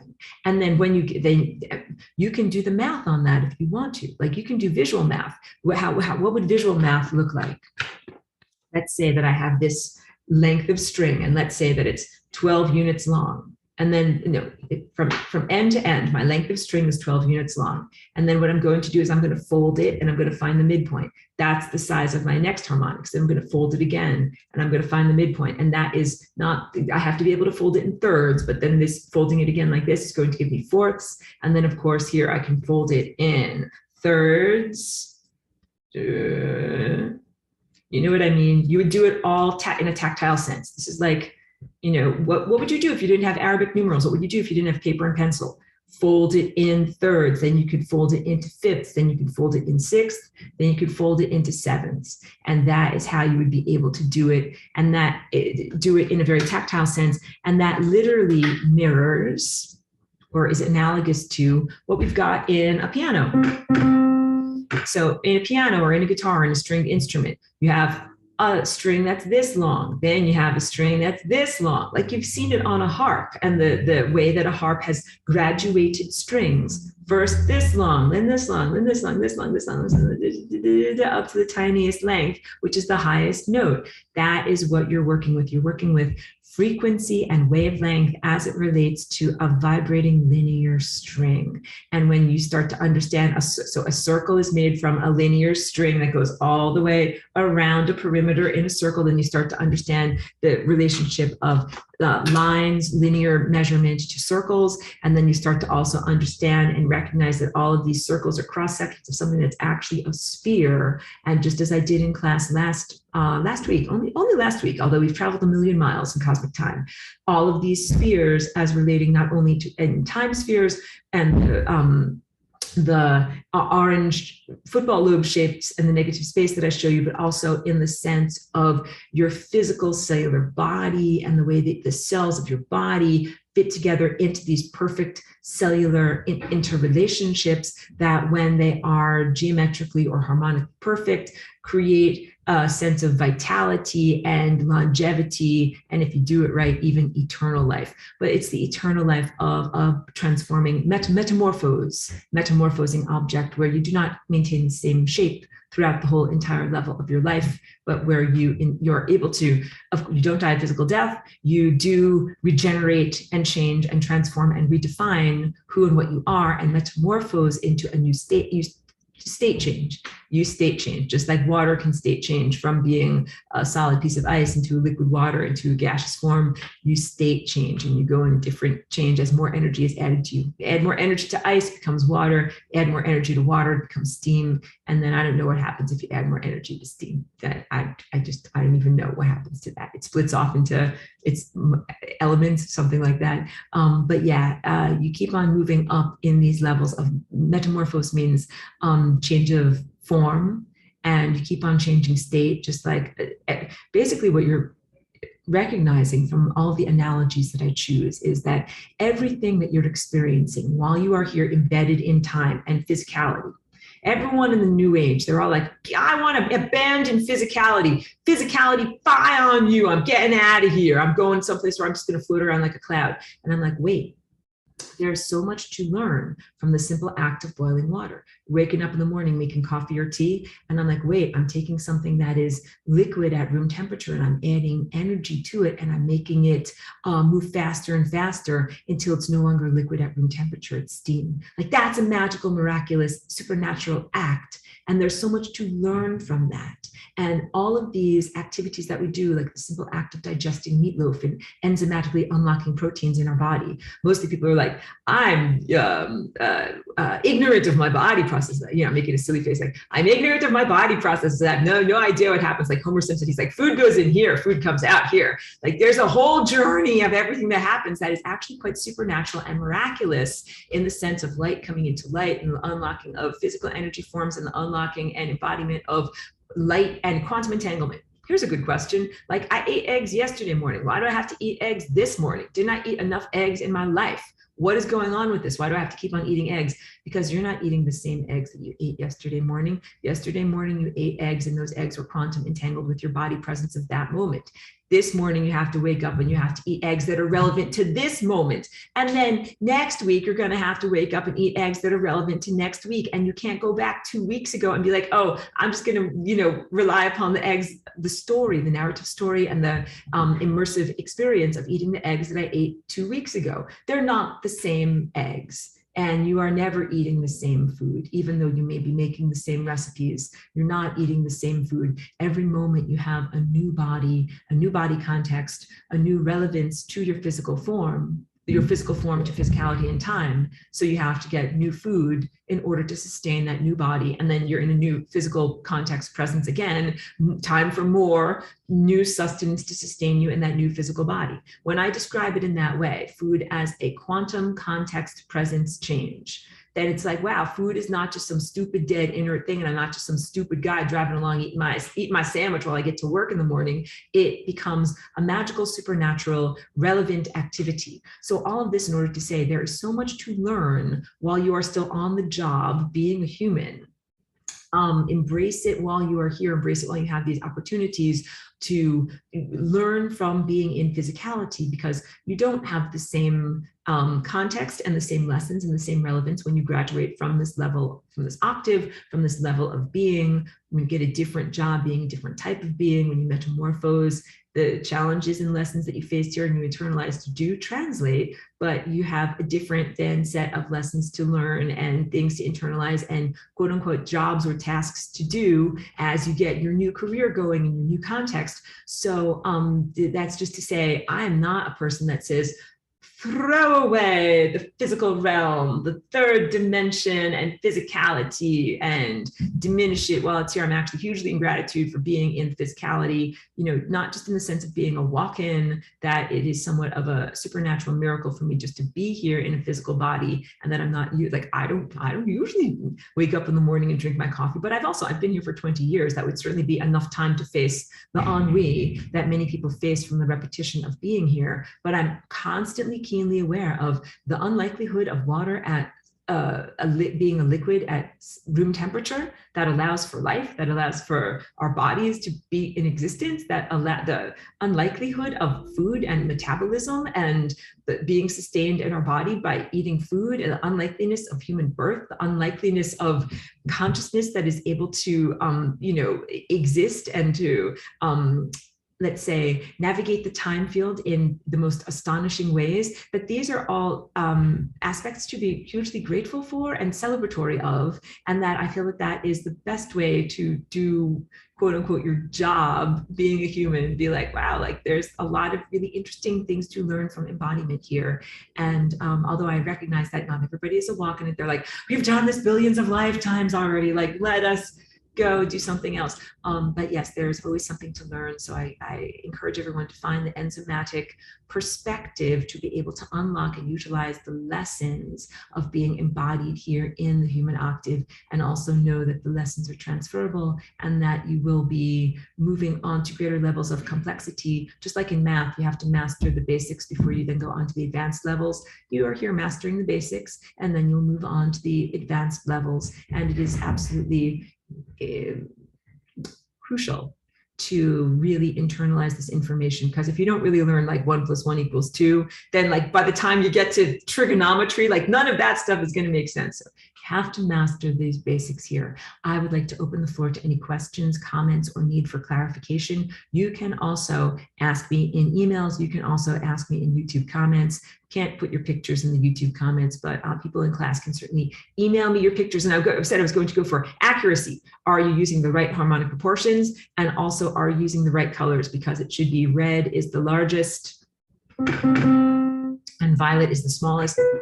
And Oijibai goes in the middle there. And then I'm also hugely encouraging of some people have done watercolors, some people have done pencils, markers, like I said, cutting out with paper. Hans has been in the class many times and he did some really beautiful paper cutouts and did these ways of putting the shapes together that I think was really beautiful and also informative for him to go through. So I look forward to anybody who wishes to share their homework. I can give you positive feedback on your accuracy and also like to see the work that people are doing. So any questions, comments, or anything else before I complete our class for today?